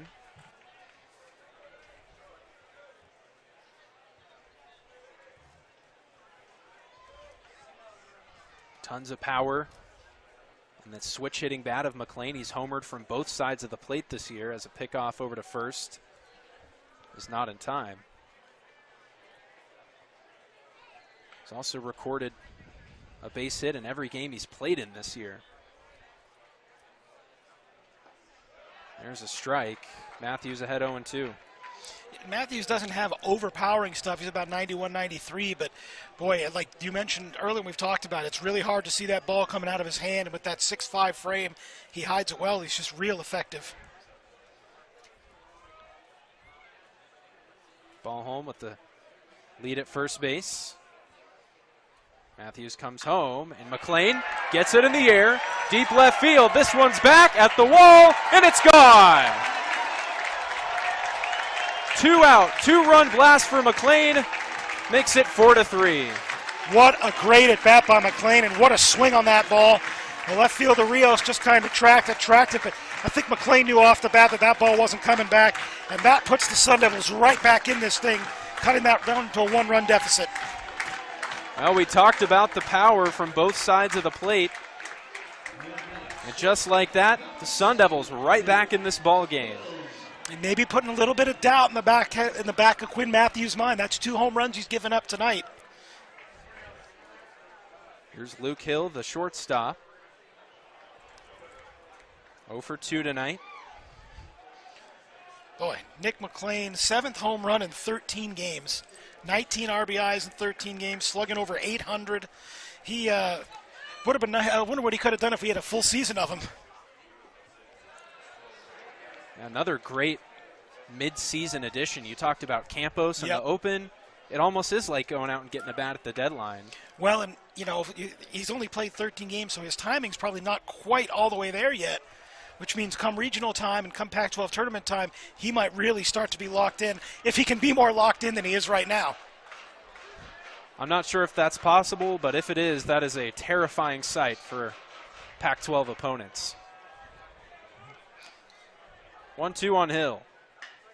Grounder over to first, a snag by Graham on a backhand stop. Taps on the bag at first for the out, but Nick McLean pulls the Devils within 1 with a 2-run shot with 2 outs. It's 4-3 Cardinal as we head to the 6th on Pac-12 Insider. We're back at the top of the 6th inning as Nick McLean had a 2-run shot deep into the night to make this a 1-run ball game, and there is Nick McLean out in right field. Clutched up with 2 outs. You know, Olivia talked about earlier how David Esker had talked about the job that Willie Bloomquist did with the transfer portal. Nick McLean, a perfect example, coming over from UCLA. Never appeared in a game for UCLA, but what a big addition he's been here for the Sun Devils. He's got that family tie there, and I guess he just didn't want to play Big Ten baseball, so that's why he's here with the Sun Devils. And we're sure glad that he's got that maroon and gold on. Yeah, family ties on both sides of the rivalry. Brother Matt played at UCLA. Brother Sean was at Arizona State. Both of them now playing in professional minor league baseball. Looking to keep on the great McLean legacy in the Pac-12. This one's hit high in the air, deep center field. Going back on it is Jackson at the wall. He leaps and he can't make the catch. It's gone. Yeah, Rios put a big boy swing on that ball. As soon as that ball left the bat, I had a bad feeling that one wasn't coming back, and Rios showing why. He's got such good numbers, his 10th homer of the year to take the tie for the team lead, and his 42nd RBI. Excuse me, 43rd RBI. Have a night, Alberto Rios. 2 for 3, 2 extra base hits, 2 RBI. And his 1 out was a line drive that was hit really, really well right at Luke Keeschel. Peary looking to shake it off. Here's Malcolm Moore. 0 for 2 with a couple of strikeouts. Boy, this Stanford lineup is just relentless. There's not a break in this entire the lineup 1 through 9.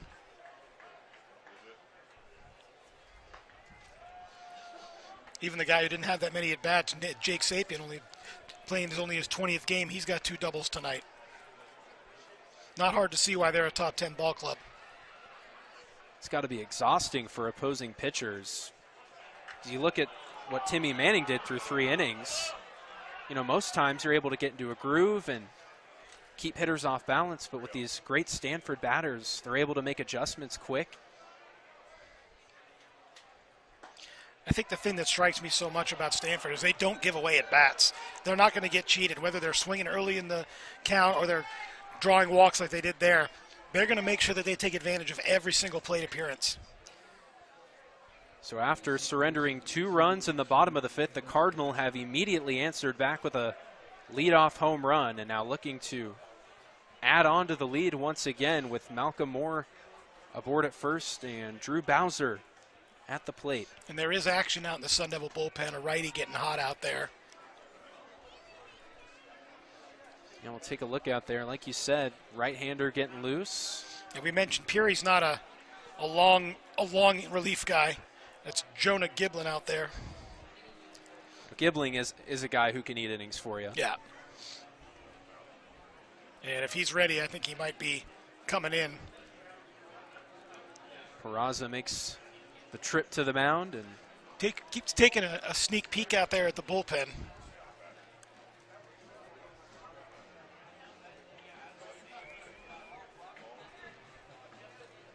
so the Cardinal have put 5 runs on the board on 7 hits. No errors by the Sun Devil defense.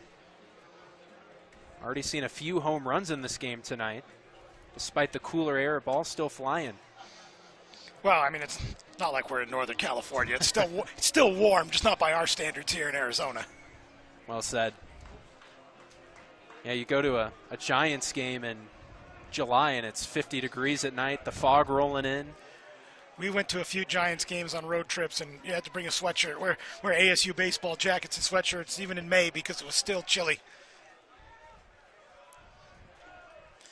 It is funny when you're watching the Major League games, there's guys wearing the hooded sweatshirts and the big heavy coats. And I was watching the A's Mariners, and it was freezing in Oakland. Not so much here, though. We should have pretty good weather for the weekend series. Doesn't look like it's going to get much over 85, 86.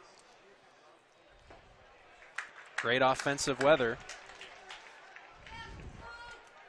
Counts 1-1. Now there's nothing worse on a cold night, just getting jammed up in on the hands. Feeling it for the whole rest of the night. Not a fun time to be a hitter. Ballholm took that one off his mask. Take a little time to shake it off. Peary ahead 1-2. Still nobody out in the inning. Here's the pitch to Bowser. Low and away. Not sure how Bowser laid that off that one. It looked really good coming out of the hand. Broke off the plate, but that's one of those ones where you're hoping you're going to get a swing. Somebody's going to chase it. Peary looking for a strikeout or maybe even a double play as this one's tapped to third. It's foul. Great pick over at third base by Contreras, unfortunately on the wrong side of the line.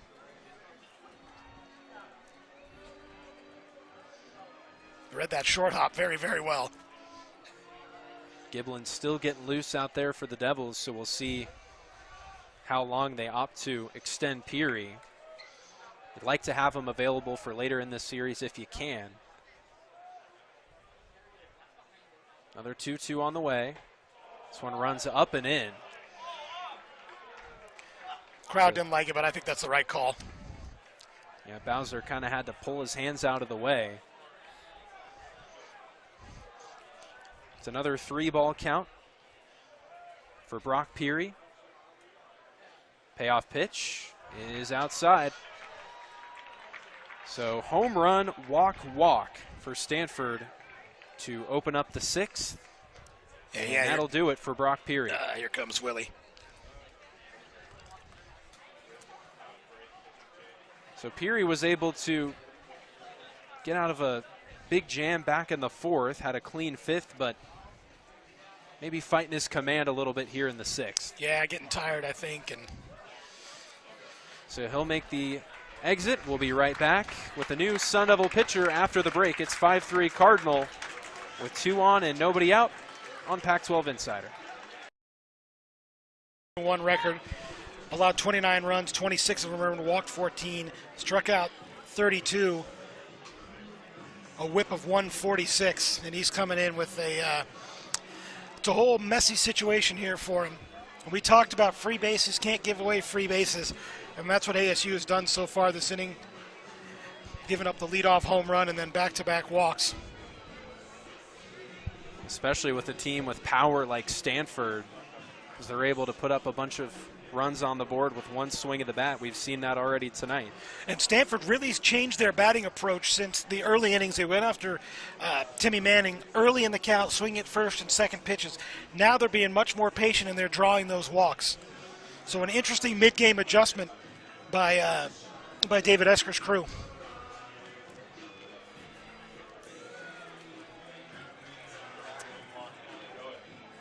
Giblin getting his last couple of warm-up tosses in. You take a look at the numbers for him. So if you can get a ground ball here against Sapien, again, easier said than done, who's 2 for 2 with a couple of doubles. Could be in a good situation because after that it's Owen Cobb, who has not grounded into a single double play on the season. He's played in 41 games. And then you end up back at the top of the lineup where they just have hitter after hitter. There's a pickoff move into second base. The throw's into center field. And making it up to third is Malcolm Moore on the errant throw. Yeah, I think they put that play on, and Malcolm Moore just in the position in an awkward place and just not a real great throw, and there's another free base you just gave away. Now a fly ball gets him a run. Double play is still in order, but with the runner at third, likely be able to score. First pitch to Sapien. There's a called strike.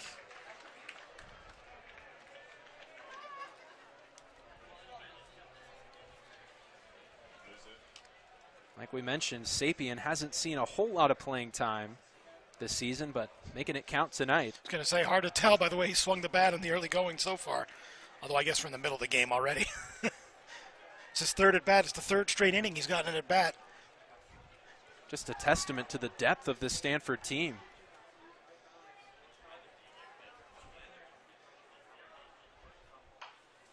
He just fights it off over to first base. Tobias throws home, and they got him.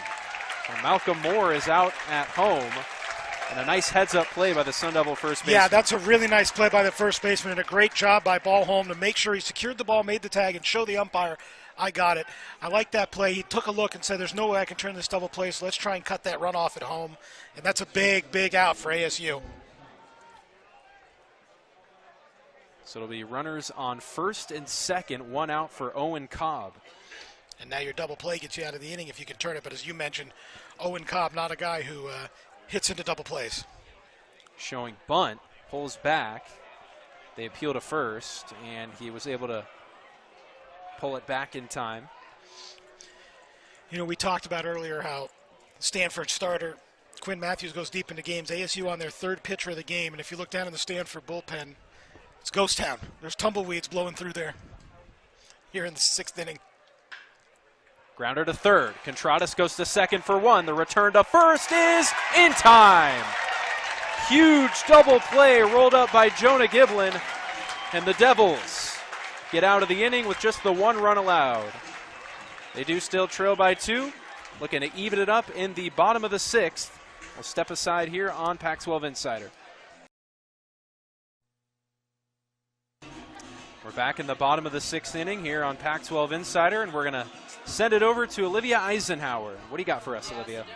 You dug out prior to that last half inning. I was hearing a lot of we need more to work with, which they got. Thank you to the homer from Nick McLean, but also what I'm seeing over in that Stanford dugout, Quinn Matthews came into the dugout very angered after that half inning, and clearly there was a miscommunication on the pitch that was hit by Nick McLean down the middle, and was back in the locker room for a majority of in between that last inning. So I wonder how much longer we will see him. Of course, we're just now seeing some movement out in the bullpen. Thank you, Olivia. Yeah, 2 home runs surrendered by Matthews tonight. Let's go back and talk about that play that New Contradas made to turn that double play around the horn. Big time play by the Sun Devil defense to get them out of a really big jam and hold Stanford to just that one run. That could be a key play in this game. And how about the announcers jinx on that one, That's too? right. We're talking about how Owen Cobb doesn't ground into double plays and rolls right into a 5-4-3. But like you mentioned, it was a tough play for Contradas to make. I know people say the announcer's jinx isn't a real thing, but I called the game on radio for the Sun Devils a few years back at Oregon State. And Friday night, the Oregon State starter was no-hitting us through, I think, 8. And me and my broadcast partner, Seth Donans, much mentioned every 10 seconds that he had not allowed a hit. Swing and a miss. 91 on the fastball for Matthews, and he punches out Campos. The Saturday game, the ASU starter, whose name escapes me now, who's a Canadian kid, ended up throwing the no-hitter. We never once mentioned that he had not allowed a hit. I can't believe I'm blanking on his name because it was an unbelievable You said it was an ASU player who threw a no-hitter. ASU pitcher threw a no-hitter on Saturday. I think I know who you're talking about. It was a left-hander. Lefty, yeah. Yes. Oregon State, I think, was ranked 4th or 5th in the country. It was an unbelievable performance. The name's escaping me, but I know exactly who you're talking about. I'm going to look it up because it's killing me that I cannot remember his name. Was it Kellogg? Yes. It was Kellogg. Ryan Kellogg. Ryan Kellogg.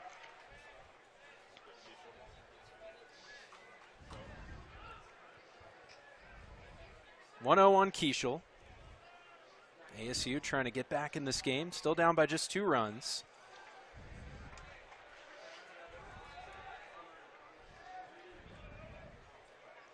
Should be plenty of gas left in the tank for Matthews at just 76 pitches. Grounder over to third. Throwing to first is way offline. Keishel got pretty far off the bag, and he has to dive back into first. Bad throw by Tommy Troy over at the hot corner. Almost had a collision between Graham and Keishel. Unfortunately for all parties involved, no one got injured. Yeah, and ASU is fortunate to make sure they have a base runner there because that would have been a big, big mistake if he had ended up getting thrown out at second base when Stanford was giving him a free out. Or, excuse me, a free base runner. And now Quinn Matthews hovering right around that 80 pitch mark, getting close, and we see some action out in the Stanford bullpen. Nobody throwing, but there's people out there now, which is an improvement over last inning. Little shift on here for Stanford, the shortstop to the first base side of second base. Tobias into right field. It gets down for a base hit. Keishel stops at second, and the Devils are in business. Well, got to make it hurt. We talked about it. It's one thing, ASU does one thing really well amongst all the things they do, but they're relentless. They never give up. They are going to take everything that the opponent gives them, and they just keep coming back, and they're not intimidated by Quinn Matthews. They've shown that tonight, and they have a chance to get him out of this ball game if they can get a big hit here by New Contradas. Contradas 0 for 2. Keishel at second, Tobias at first, 1 out. First pitch. A little bit downstairs. And more, the Stanford catcher took a long look over at the Stanford dugout before throwing these. Still just threw that ball back to the pitcher. Came out, gave some signs, but they gave a long look and was communicating with the Stanford dugout. This for Major League Baseball, we'd already have a pitch clock violation. Matthews comes set. Contradas gets it in the air, deep left field. This one's back to the wall, and it is fair, just in front of the wall, and it bounces out of play. It appears that'll be a ground rule double, or are they saying foul?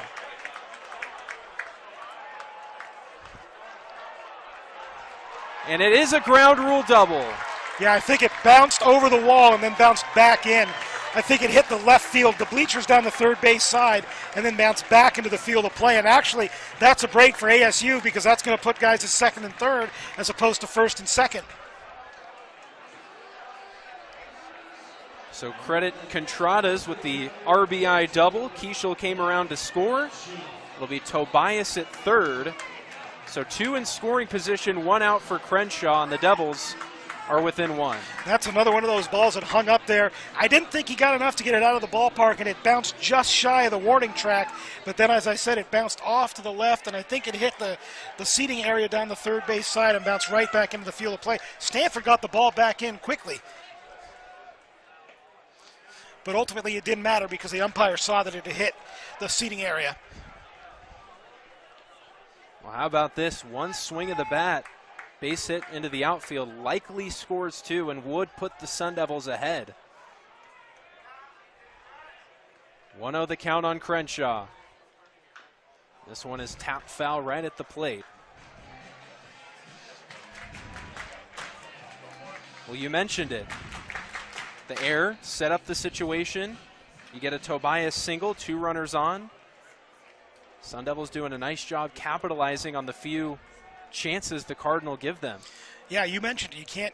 You can't let that free base go away, and they took advantage. Crenshaw out toward left field, and it just goes foul.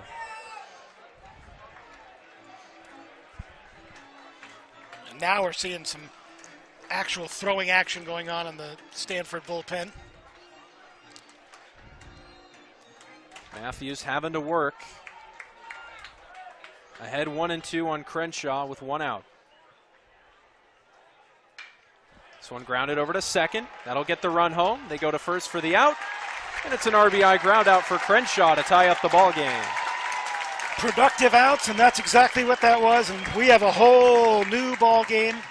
And Matthews is not going to be real happy with 2 unearned runs this inning, but nevertheless, it's a 5-5 ball game, and now we're going to have a mound visit. So the Cardinal are going to have a visit on the mound with Quinn Matthews. And remember, this all started. They had a strikeout to start the inning. Then Keishel got the free base on the air, and he almost made too wide of a turn and hustled back to get back to first base, and that was a key play because 2 runs have come around to score. And now, how big is that double play that New Contradas turned to end the top of the half of the inning to get the Sun Devils out of a jam? Oh, it's massive. And those are the moments in the game that might not seem the biggest, but that double play right there to keep just the 1 run on the board for the Cardinal there set up this situation, like you mentioned, tie ball game. And we talked about the defense that ASU has and the way they play behind their pitchers. That's a big lift for their pitchers, and the offense has capitalized on that and took that energy the defense gave them and have turned it in here. And now Isaiah Jackson has a chance to give the Sun Devils a lead. First pitch. Front door breaking ball in there for a strike.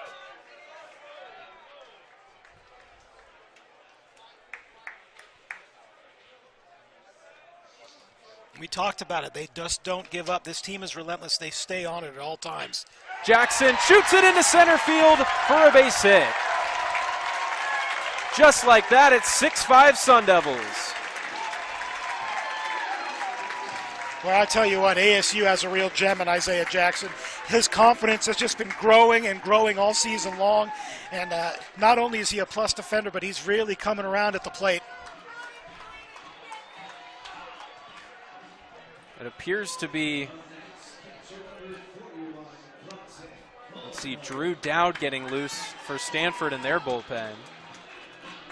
They're going to stick with Quinn Matthews for now. And he'll face Bronson Ballholm here with a runner on first, 2 down. 3 runs in the 6th for Arizona State to take the lead. All unearned, too. All coming after that bad throw by the third baseman, Tommy Troy.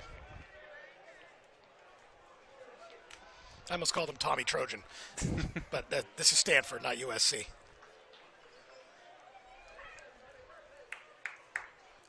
Jackson takes off, Ballholm out to right field, and it goes foul. Boy, if he had straightened that ball out and that had ended up down the right field line, it'd be 7-5 with that jump that Jackson had off of first base. Yeah, Jackson would have scored easily. But he'll have to go back to first. 0-2 the count.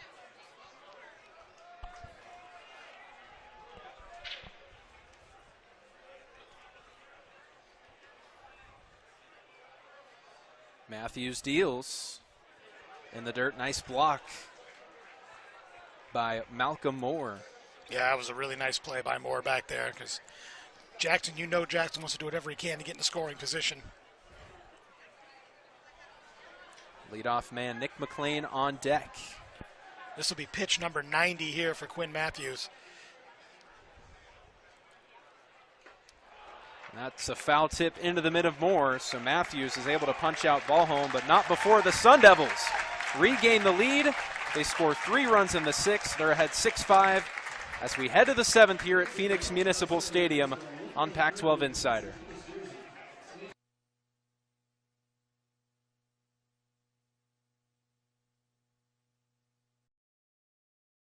Contradas, after rolling up a critical double play in the top of the 6th inning, followed it up with a big 2-out double in the last half inning as Blake Pivaroff coming in. Pitcher on for the Devils is the righty Blake Pivaroff. Yeah, New Contradas showing off the glove and then showing off the bat. But we can't say enough about that double play, Jordan. It was not an easy double play. You've got the runner from second base coming at you as you're trying to make that strong throw to second base. Turns that double play and then is able to go and get a big RBI double to get the scoring started for the Devils in the next inning. And just like that, ASU on top 6-5. We talked about the chip away. They don't go away. They're a pesky team for an opponent. And now it's going to be a battle of the bullpens because I think my guess is that Quinn Matthews is done for Stanford. And now the Sun Devil back half of that bullpen's got a lead that they're going to have to protect. Well, Blake Pivaroff has been nails as of late. Last 16 appearances, a sub-2 ERA.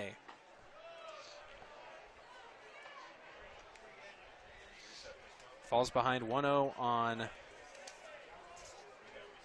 Eddie Park. Park gets it into center field. It's down for a base hit. I'll take a big turnaround first. He's headed for second. The throw is not in time. Park's in with the slide. I think he might have taken that tag right in the face. Yeah, that's what it looks like, as kind of favoring. It goes with the little celebration, but yeah, trying to shake it off. I think he got something in his eye. But, boy, Stanford is aggressive on the base path, just like Arizona State's aggressive on the base path. Park was thinking double as soon as he was out of that batter's box.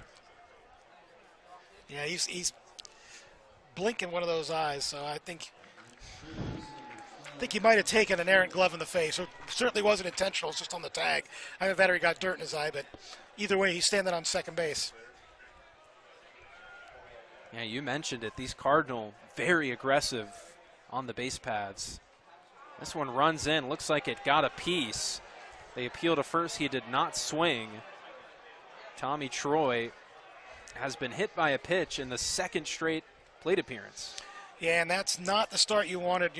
As a trainer's going to come out to take a look. You needed a shutdown inning from the bullpen, and now you've got first and second, nobody out. And they're going to come and take a look at Tommy Troy's arm. Yeah, it looks like it maybe got him on the forearm. Trainer ran out there fast, but Dave Esker taking his time to get to first base. Yeah. Well, this has been a back-and-forth ball game, and as advertised, between the top two teams in the Pac-12 conference this year. I know that there'd been a lot of chatter amongst some people that, ASU they fattened up their record on the lower half teams in the Pac-12, but I think they've shown tonight that they can hang with the best the Pac-12 has to offer, and they are one of the best the Pac-12 has to offer. I know that Coach Bloomquist has been preaching that to the team, and they're showing it tonight. Look, we're not just some fly-by-night, Johnny-come-lately program. We're here to win, and we're here to host a regional, win a Pac-12 championship, and ultimately go to Omaha. That's always the goal for ASU and for Willie Bloomquist. And, a night like tonight's going to show some people, yeah, look, we can hang with these guys. For all those people who thought that we couldn't. We knew that we could, but now we're showing everybody else that we can. Yeah, this Stanford program really is the standard. You talk about back-to-back College World Series appearances. They won the inaugural Pac-12 tournament last year. The first pitch to Graham is fouled back. Always producing major league talent. That's the kind of program you want to run. Cardinal looking to tie this game, perhaps take the lead. Lazy pop foul back behind the netting, and it's 0-2. One of these days we're going to get one in this booth, and I'm going to be ready for it. I've never seen it happen, but Packard Stadium, the I'm press ready. box. Packard Stadium, the press box, we get peppered. Okay. Let's protect the laptop at all costs.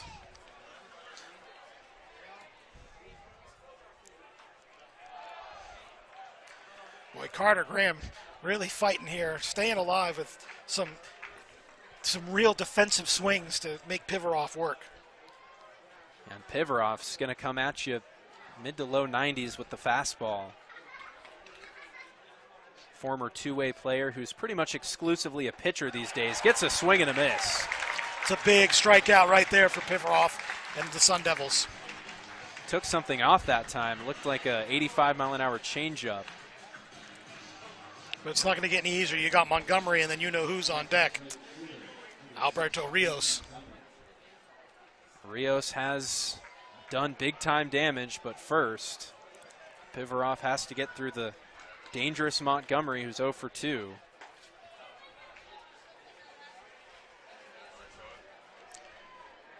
Montgomery hit .311 this year with runners in scoring position. That's why these Cardinal are so good. Runners in scoring position, 2 outs. Gets it in the air, deep center field. Going back is Jackson. Right in front of the track, makes the catch. And tagging up and heading to third is Park, but a big second out for Pivarov. Yeah, and what I like about that play is Isaiah Jackson threw it to second base. You're not going to get that guy at third base. Don't try a silly throw and let that other runner get in a scoring position. Keep him at first base and keep that go-ahead run out of scoring position. And now Pivarov is 1 pitch from getting out of this. Great heads-up play there. Because you do see it's too many times guys try to go to third. You're not going to get the out there. No, and you end up giving up a free base because you're being over-aggressive. I know you're trying to make something happen, but in that situation, you got to keep that runner on first base, and that's exactly what he did. And now you've got the force still set up as well, so if it's an easy ground ball to second or short, they can just go and touch their base, and you're done. Well, here's Rios. He has done it all tonight. As Pivarov misses inside with a fastball. The umps in the stands didn't like it, but it's 1-0. Now, Van Rappers's been pretty consistent both ways tonight. Rios gets it in the air. Deep left center field. It is back, and it is gone. Rios has done it again. Boy, oh boy, that was another big boy swing right there by Rios. That was a no-doubter off the wall of honor. And just like that, Stanford jumps right back on top. Second homer of the night for Rios. And the Cardinal jump back out in front. It's 8-6. Yeah, no doubt about that one. Yeah, that ball was hit hard.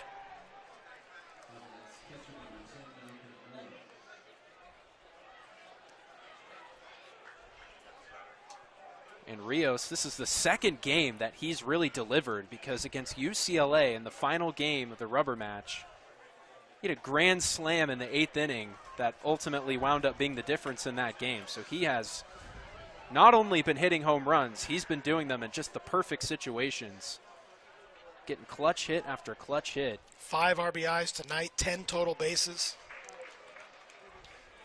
Really burned the Sun Devils. He's got his average up to 384.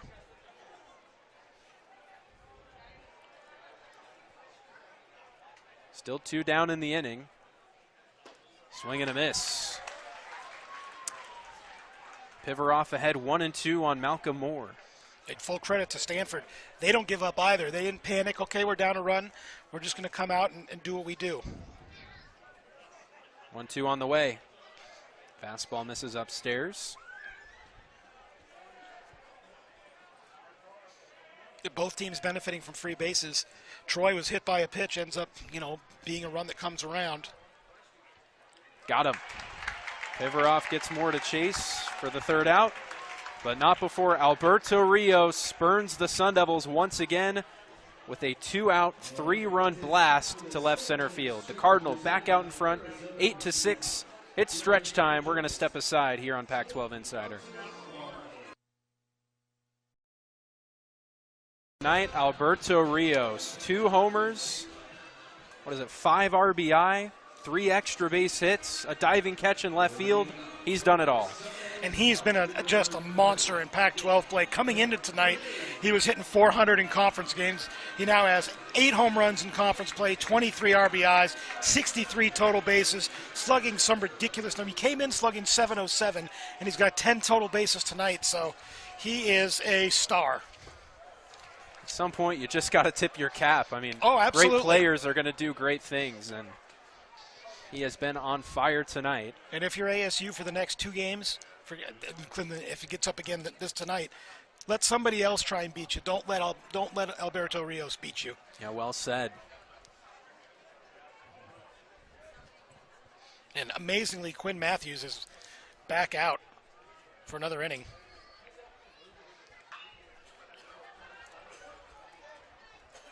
Really trying to save that bullpen. And wants to keep that 7th inning streak alive, I guess. Yeah. He's kind of alternate between dominating and hittable all night long. 1-2 on the way to McLean. Fastball kind of maybe slipped out of his hand, got up over the mitt of Moore. It's 2-2. Now, this is an important inning for ASU. They can't get deflated. They put up a 3 spot. Stanford comes back and gets a 3 spot. They didn't get the shutdown inning they wanted, but they have to stay after it. Swing and a miss. That was a nasty off-speed pitch. The throw to first by Moore is in time to complete the strikeout. Yeah, you said it. Matthews, he'll have a 1-2-3 inning, another 1-2-3 inning, give up a home run, bounce back, another home run. Olivia talked about it. The McLean home run was a result of some sort of miscommunication. But, when you get 6 runs off of Quinn Matthews, you kind of got to expect to win a game. There's a base hit into center field. Luke Hill, his first knock of the night. And he's almost at 100 pitches now. He struck out 7. He's allowed 2 doubles, 2 home runs. He's right at 100. Has right at 100 pitches. 8 hits, 6 runs. Only 3 of those runs earned, but earned or unearned are still runs on the board. Here's Campos, 0 for 3 in his return to the lineup. And this is a tough guy to face when you haven't played in a month. Timing's off, and you've got a really good pitcher coming at you with a lanky delivery that hides the ball well. It's not even a funky delivery. He's just so long and lanky, it's hard to see that ball.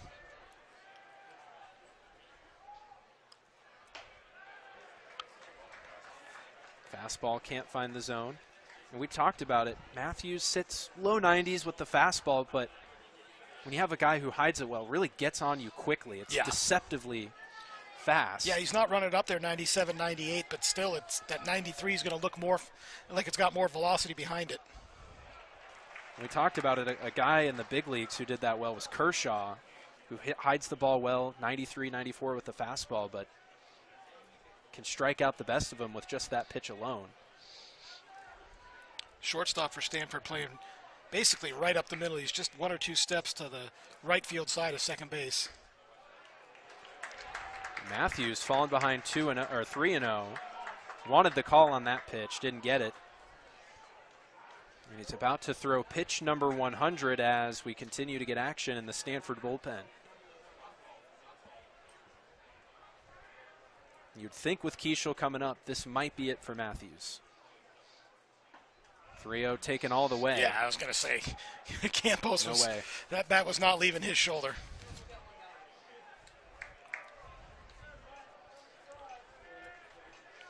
Hill aboard at first. 3 stolen bases on the year. 3-1. Swing and a miss. I think that's a swing where I haven't played in a month and I'm trying to make something happen. It's a 3-1 pitch. I know when to get something to hit. He took something off. It was 81 miles an hour.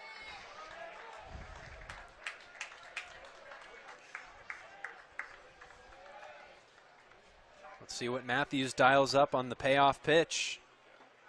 And it's in for a called third strike. Campos didn't like the call, but it's another strikeout for Matthews and a big out number 2 for Stanford. Yeah, 8th punch out of the night for Matthews. Versus no walks, which is the impressive thing.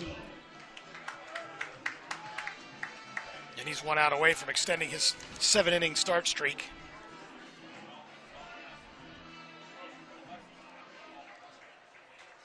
You'd be hard-pressed to think right off the top someone who's had a streak that impressive. This would be his 7th straight game going 7+ innings. It's incredible. Well, he's got to get through Luke Keishel first. Pickoff move over to first. Hill's back in with a dive. Keishel 0 for 3 tonight, but he does have a run scored. Reached on that error to start that rally back in the 6th. He's flown out to left, flown out to right. Big swing and a miss. Couldn't catch up to the fastball. 93. It's about where he's been sitting at the high end for him all night. So he's still got a lot of gas in the tank, though, even though he's over 100 pitches. Maybe we'll see him reach back and try and empty the gas tank here as well. Another pickoff move.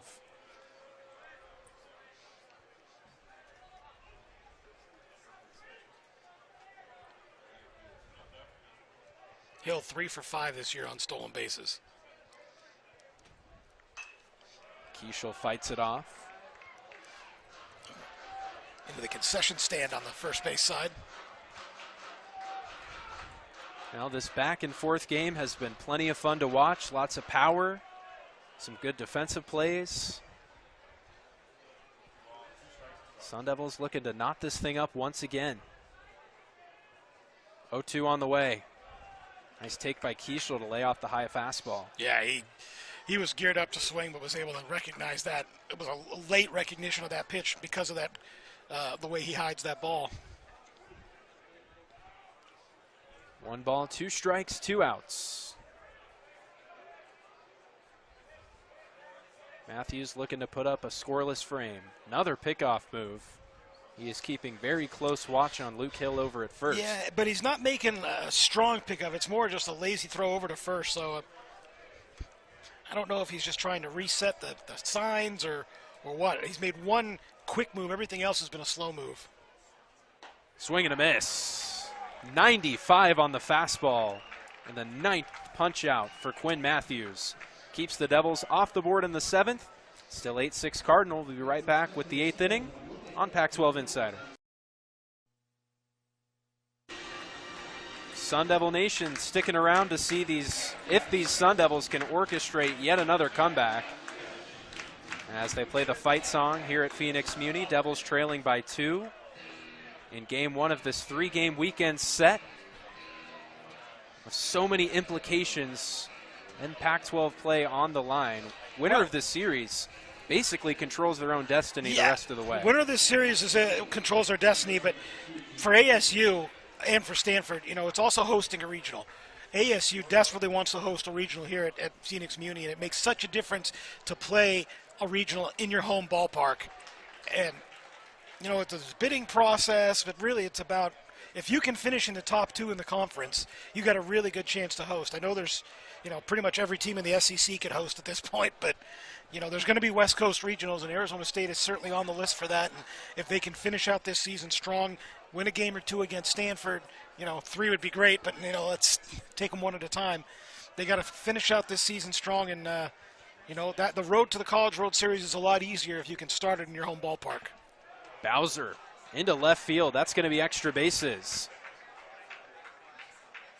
Crenshaw digs it out over there, but it's a leadoff double for the Stanford second baseman. At this point, I think it would be more surprising if it was just a regular base hit as opposed to an extra base hit. I am fairly certain Stanford has 1 single tonight, and all of the other 9 of the 10 hits are extra bases. And like we mentioned, the 1 single was an attempted extra base hit. Thrown out and at he got second, thrown trying out. to stretch it.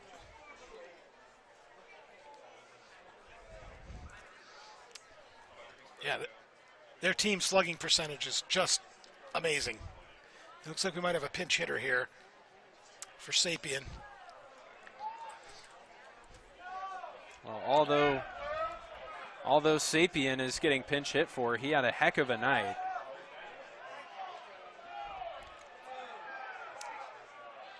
I think it's going to be Timo Becerra coming in to pinch hit.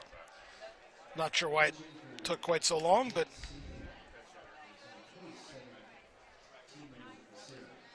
so it is Timo Becerra getting announced, pinch hitting for Sapien. You saw a shot of Josh Hansel out there getting warmed up in the bullpen for the Sun Devils.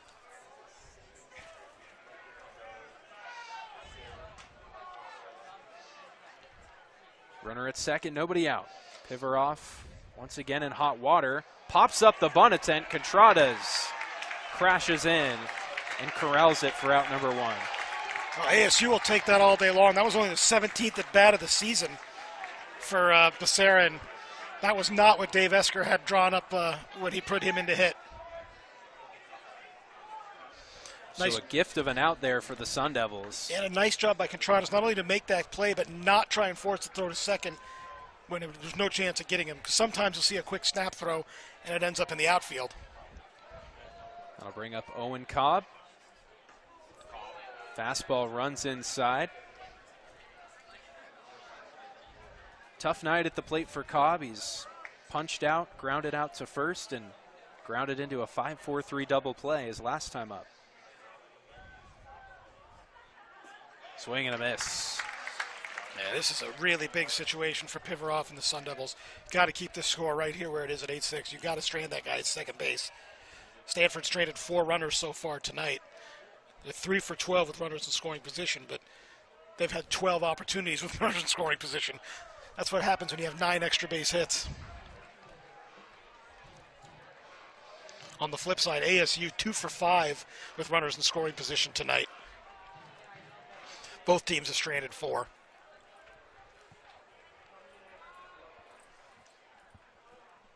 1-2 on the way. It's again runs inside. Yeah, Pivarov having trouble with the control on that inner part of the plate. What you don't want to do is hit a guy and give another free base up, especially when you've got 2 strikes in the count. And especially with the top of the order looming. Yeah. Cobb lays off. Pivarov tried to go with the breaking ball.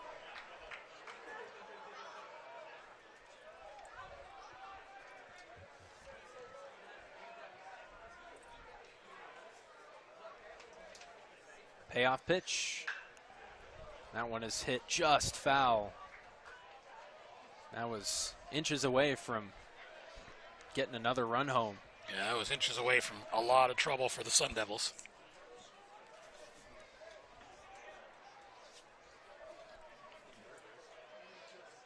Yeah, Stanford with 9 extra base hits and 3 walks, plus they got a hit batter. Slow tapper to third. Contradas fires to first in time for out number 2. Nice job to look that runner back to second base as well. Really nice play at the hot corner, just in general tonight for new Contradas. He's been busy over He's there. Been very busy. Baseball's been like a heat-seeking missile for him this evening. Lineup flips over again for Eddie Park. 1 for 4 on the night. Doubled and scored in the 7th. And it appears Willie Bloomquist is going to make a move to the bullpen. So Pivarov allowed the leadoff man Bowser to get aboard at second with a double, but a nice job to bounce back. You get the pop-out bunt from Becerra, and then you get Cobb to ground out over to third. And a long conversation going on here. Yeah, I was going to say no signal yet, but generally when Willie goes out there, that means the change is coming. Well, we'll see what and there's it appears that was the signal. Yep, And there that'll do it for Blake Pivarov. Still a big run there at second base to Strand. Devils trying to fight their way back into this ball game. We're going to step aside here on Pac-12 Insider. We'll be right back with a new Sun Devil pitcher.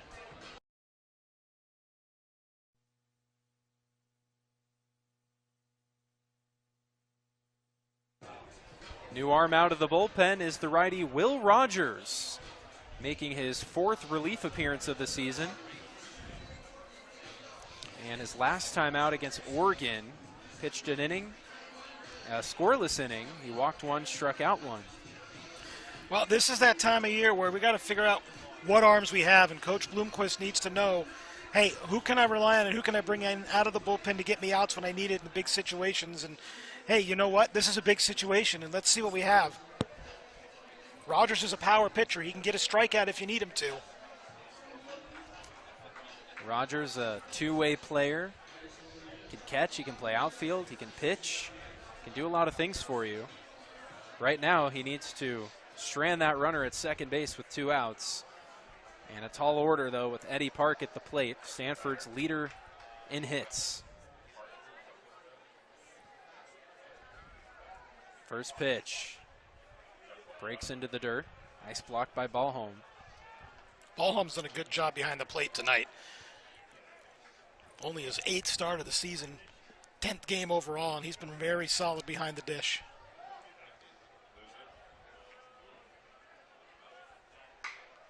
This one grounded to second. Keishel Fields on to first in time. Will Rogers answers the bell and gets the out, stranding that run at second base. Still 8-6 Stanford. Devils looking to come back and tie this thing in the bottom of the 8th on Pac-12 Insider.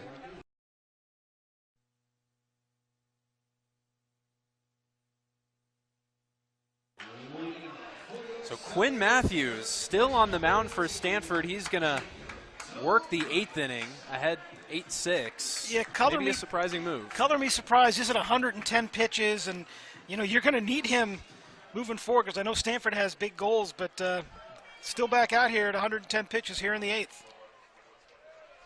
First pitch to Jacob Tobias shows bunt and fouls it off. So we're going to quickly send it down to Olivia Eisenhower. Well, what you see, the field artwork on your screen, but you can't see the grounds crew that works hours and hours on this artwork. The Devils behind the dish, the artwork out in the outfield from time to time. The head grounds crew keeps about 90 hours a week here, and on top of that, his student helpers are spending about 45, 50 hours a week here, making it look perfect for matchups just like this. Thank you, Olivia. Field work looks great. That was 94 to the backstop. You see Quinn Matthews say, "That's my fault. My bad. And this has been a gutsy performance from the left-hander. And there's a called third strike. Another punch out for Matthews. He's into double digits. Yeah, he's either been really locked in or he's struggled a little bit, but really they've only gotten a couple of things against him. That home run by McLean, the home run by Jackson, and then there was 3 unearned runs. Yeah, it was a single and a double, but he should have been out of that inning. Here's Contradas.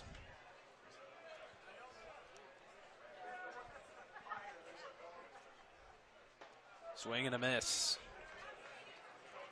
Well, I'll tell you what, despite being over 110 pitches, the stuff has not diminished. No, not at all. Contradas fights it off. Matthews ahead 0-2. Going back to the 7th inning, he's punched out 3 straight. But looking ahead to tomorrow, the probable starters for Stanford is the swing and a miss. Matthews has got it working. That'd be 4 straight. I'm sorry about that. But Matt Scott is the scheduled starter tomorrow, freshman righty, who's also 5-3. He's got a 3.97 ERA and only 48 Ks, so it might be a little bit of a different look on the mound for Stanford tomorrow, but they've gotten everything they could have asked for tonight from Quinn Matthews.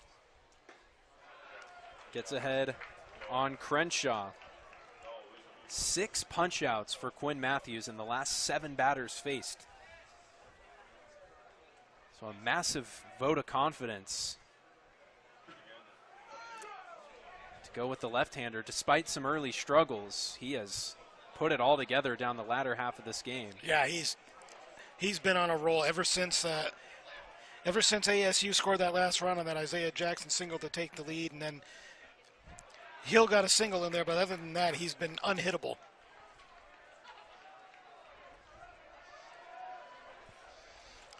Hill got a single in the 7th inning after the leadoff hitter McLean struck out. It's been nothing but strikeouts since, including 1-2 upstairs, including a couple of strikeouts looking. And the big thing, no walks. Now he's got 107 strikeouts on the season to only 26 walks. Slow chopper, trying to stay fair. Matthews fields his position, throw to first. Looked like it was going to beat the runner, but Graham couldn't hold on. They're going to call the runner out for interference. Out for interference. The hometown fans irate, and Willie Bloomquist wants an explanation. Yeah, Willie's saying, isn't he entitled to a running path? He didn't run outside, he ran straight to the bag.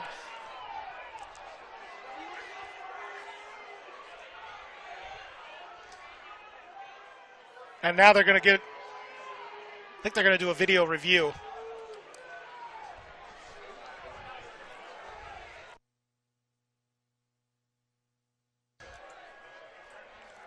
Yeah, home plate umpire Will Van Raphorst came right out, and I had a feeling he was going to call that, and he called it pretty quickly. But now they're going to huddle at their favorite spot just to the right of the pitcher's mound.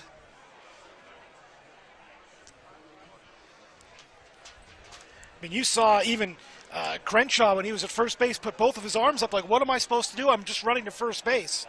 Yeah, like you mentioned, the runner should be entitled to a path. Yeah, the onus is on the pitcher or the position player to make a throw that's not in the runner's path. But let's see what the call is. And looks like they're going to review it. Dave Esker not happy about it. So this is, I believe, up to the umpire's discretion. Yeah. They can review these sorts of plays. It's not a challenge Correct. per se. Because Bloomquist lost that right after challenging and losing earlier in the game. On a good call to challenge, however. I mean, Exactly. I don't disagree with him Exactly. calling that challenge earlier. Well, something we haven't mentioned is Stanford has pretty much had their way with the Sun Devils the last several times, or the last several matchups. Yeah, they've won 6 8 of the last 10 matchups. So the Devils trying to get off the schneid here when it comes to playing Stanford. I find it interesting, too, that Quinn Matthews not throwing any warm-up pitches. When we had the challenge earlier, the Sun Devil pitcher was throwing warm-up pitches, but when you've already thrown 117 in the ball or 118 in the ball game, probably don't need to throw any more this late in the game, especially if this call isn't overturned, the inning's over, and his outing might be over.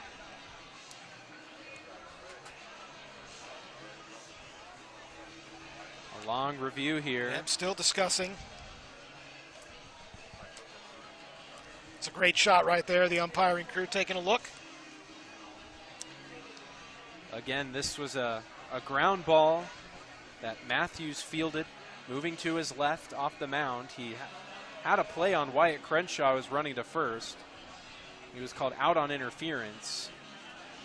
And that is what is being reviewed if you're just joining us. And it didn't look like from our vantage point that Matthews did anything other than, that Crenshaw did anything other than just run straight towards first base. He wasn't trying to impede the throw, didn't throw his arms out or anything like that. So due up for the Cardinal in the ninth inning, it's going to be Tommy Troy, Carter Graham, Braden Montgomery. And if they get one guy on, Rios would come up. And if Rios is batting, I don't care if the bases are loaded, I might put him on the way the night he's having. So if you can get Crenshaw aboard here. All right, well, here we go. Going, but it appears we have a verdict. We have a call.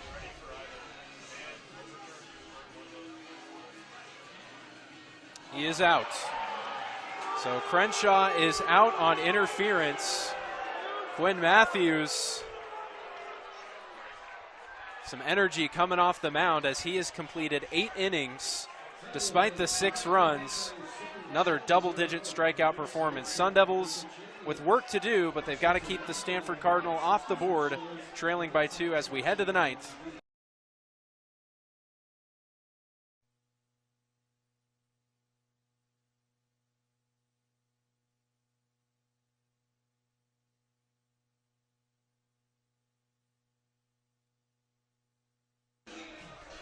Kind of a weird play to end the 8th inning as we take a look at Wyatt Crenshaw out in left field, who was called out on base runner's interference.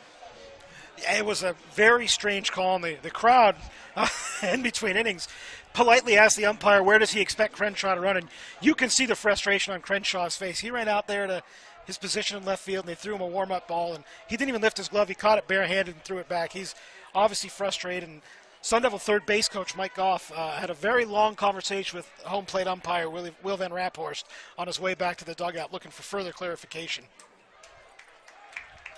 Well, had Crenshaw reached, you would have had the tying run at the plate in Isaiah Jackson. Troy gets it in the air, left side, and it goes out of play. But moving on, Will Rogers still on the mound here in his second inning of work. Got the out he needed in the top of the 8th, and now trying to keep a 0 on the board here in the top of the 9th. He's got to maneuver his way through the dangerous top of the Stanford order. And there's a called third strike. Troy frozen on the fastball. Both teams now with 11 strikeouts apiece. So 22 combined strikeouts. 13 combined extra base hits tonight. 14 runs, 18 hits. Two potent offenses. The big difference, of course, Arizona State has had to use 5 pitchers, Stanford just 1. Well, and, the walks.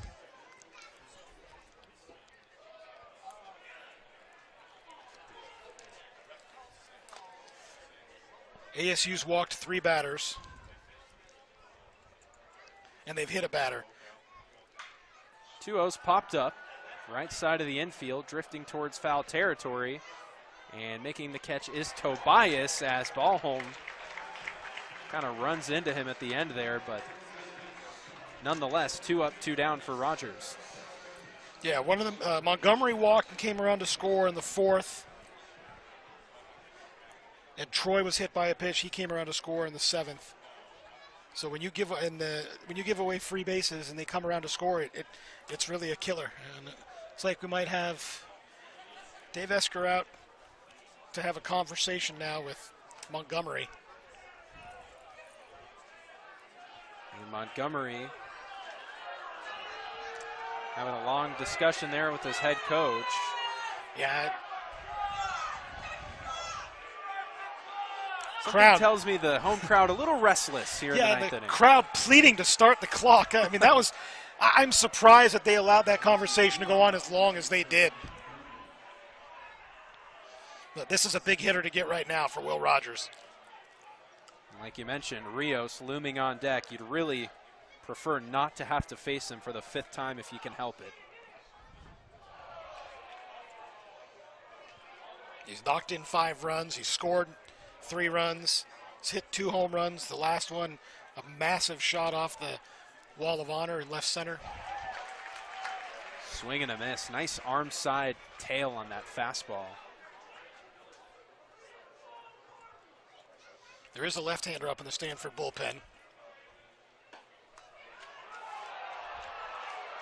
94 on the fastball, just off the plate. Crowd not pleased with the umpiring crew here in the last inning and a half or so. Not at all. Maybe a little attempt to throw off the timing there from Rogers. Had a little hitch in his delivery. But he falls behind 3-1. There's a strike.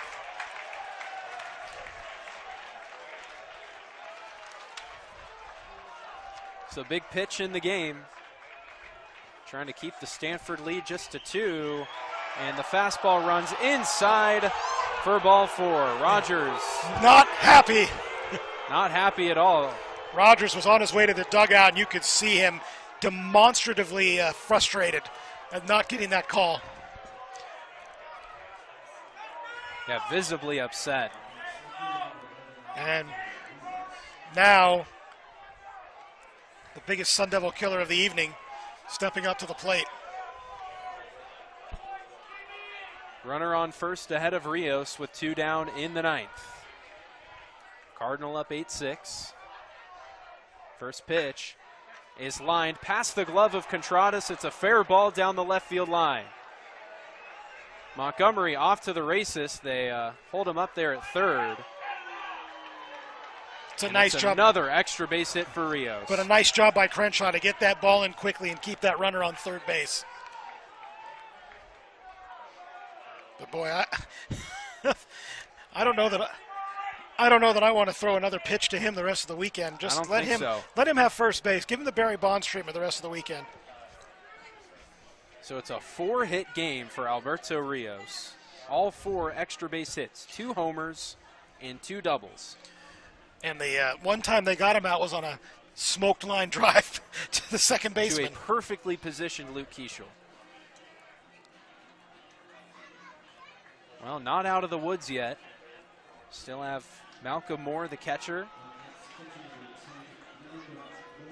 0 for 3 with 3 punch-outs. Also walked. It was cut down at the plate on a nice play by first baseman Jacob Tobias. Moore lays off.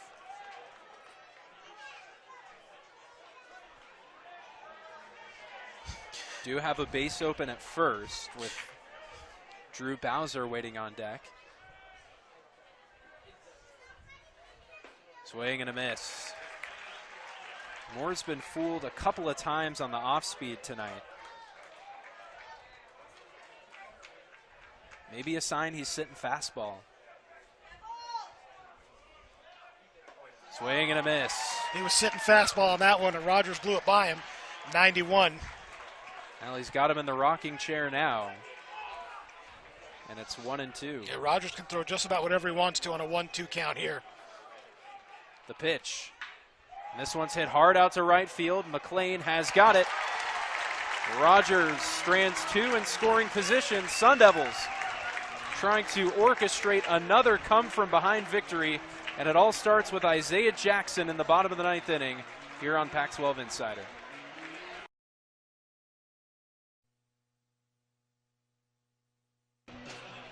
We're back with the bottom of the 9th inning here on Pac-12 Insider, and this game has had just about everything as Quinn Matthews is finally out of the game for Stanford. Ryan Bruno comes in to close things out for the Cardinal. I will not make the obligatory "we don't talk about Bruno" joke as much as I want to, but I think ASU at this point just happy to see anybody other than Quinn Matthews. And he had really settled in down the stretch, racking up the strikeouts. This is a really tough guy to face here with Bruno, trying to lock down the save and secure Stanford's 7th straight win over the Sun Devils. Bruno's got 4 saves on the year, 22 innings pitched. He's allowed 13 runs, walked 23, struck out 37, so he will give up a free base. 23 walks and 22 innings pitched. He's got a 2-0 record and a 5.32 ERA. This will be his 19th appearance of the season. And he's had it working lately. 7 straight scoreless outings for Bruno, and has opponents batting just $177 against him this year. Very tough at bat. Isaiah Jackson will get the first crack at him. Jackson, Ballholm, and McLean due up here in the bottom of the 9th for the Sun Devils. I'm being told by Olivia that guys in the Sun Devil dugout saying this is our game. This is the kind of game that the Sun Devils have found themselves in all season long.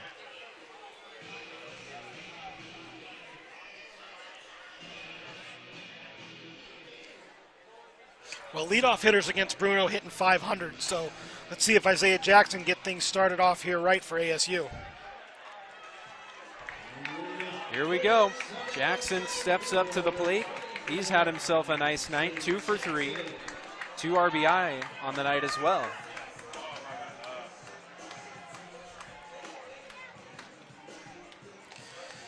It is really amazing, though. Stanford with 10 extra base hits tonight.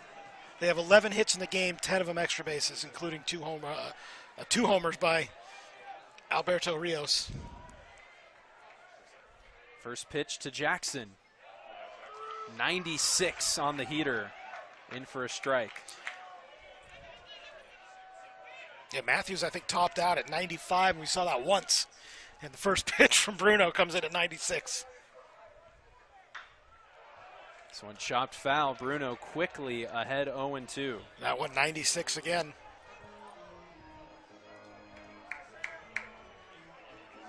Take a look again there at the very productive line for Jackson tonight. Lays off the breaking ball.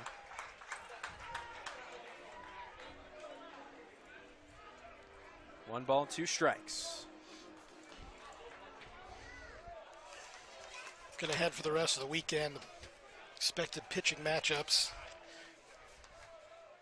Swing and a miss. Jackson down on strikes for out number 1. Mentioned Matt Scott, scheduled to start for Stanford tomorrow, the righty. For ASU, Christian Curtis, the junior righty. He's a probable pitcher. And then Sunday, junior righty Joey Dixon for Stanford, and expected to go up against left-handed pitcher Ross Dunn for the Sun Devils. Should be a great rest of the series if tonight is any indication. But when it comes to having a fresh bullpen, consider it advantage Stanford. Yeah, for sure. First pitch to Ballholm.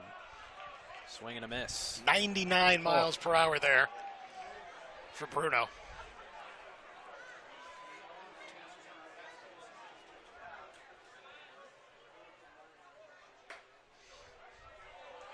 $100 miles an hour. I was going to say, that came up at 0-0, and I'm thinking we're missing a digit. And I'm going to guess there's a bunch of scouts down there with those little radar guns who are salivating at this left arm here of Mr. Bruno. 1-1 on the way. Swing and a miss. 97. Yeah, took something off there. Yeah.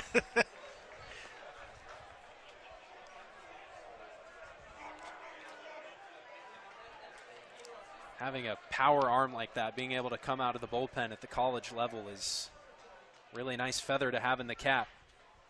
Ballholm just does get a piece, fouling it down the first base line. Well, and when you got a guy who can come in throwing 100 miles an hour when you've been facing 94, that 6 miles an hour is a huge difference. Well, Ballholm just trying to stay alive. Top of the order due up after this with Nick McLean waiting on deck.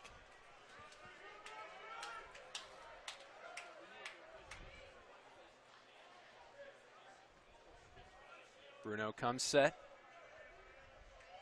Kicks and fires. Foul tipped into the mid of Moore. 2 up, 2 down, 2 strikeouts for Bruno. So the Devils are down to their final out. And it's going to be up to Nick McLean to keep this thing alive.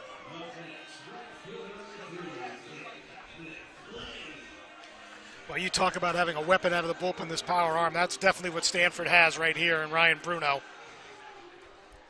This is an ASU team that usually crushes opposing bullpens. A little bit of a different look tonight as McLean tried to check his swing.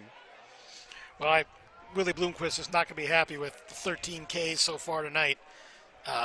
That's not the approach that they want to take. 0-1 on the way. A little bit low and in. His changeup at 92.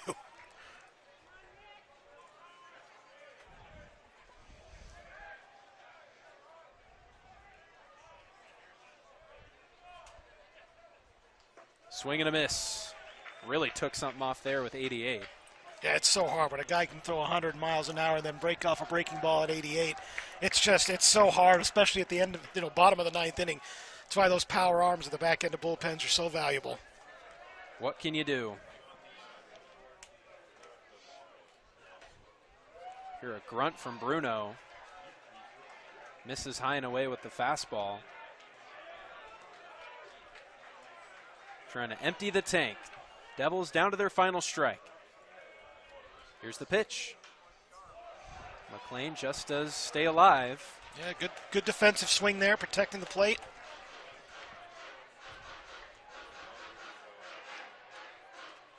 Quinn Matthews would be in line for the win in this one. I believe Pivaroff would be the losing pitcher if the Devils can't stay alive. And McLean is doing just that, though. Yeah, good at bat by McLean, making him work. Well, at the very least, if you can drive up Bruno's pitch count. Yeah, good chance you'll see him again Sunday if the situation comes up. Got him. High cheese gets the swing and a miss from McLean. Bruno strikes out the side and picks up the save. And the Cardinal take game 1 of this important 3-game series in the Pac-12. Look, if you're Arizona State, you got to be happy with the fact that, hey, we went down and we came back, took a lead. Yes, they didn't hold on and they took the loss, but they hung with Stanford. They never gave up, and they showed we can hang with these guys, and we got 2 more games here at home to get a couple of W's. We're going to take a quick break here on Pac-12 Insider. Stay tuned for a quick breakdown. We'll be right back after the break.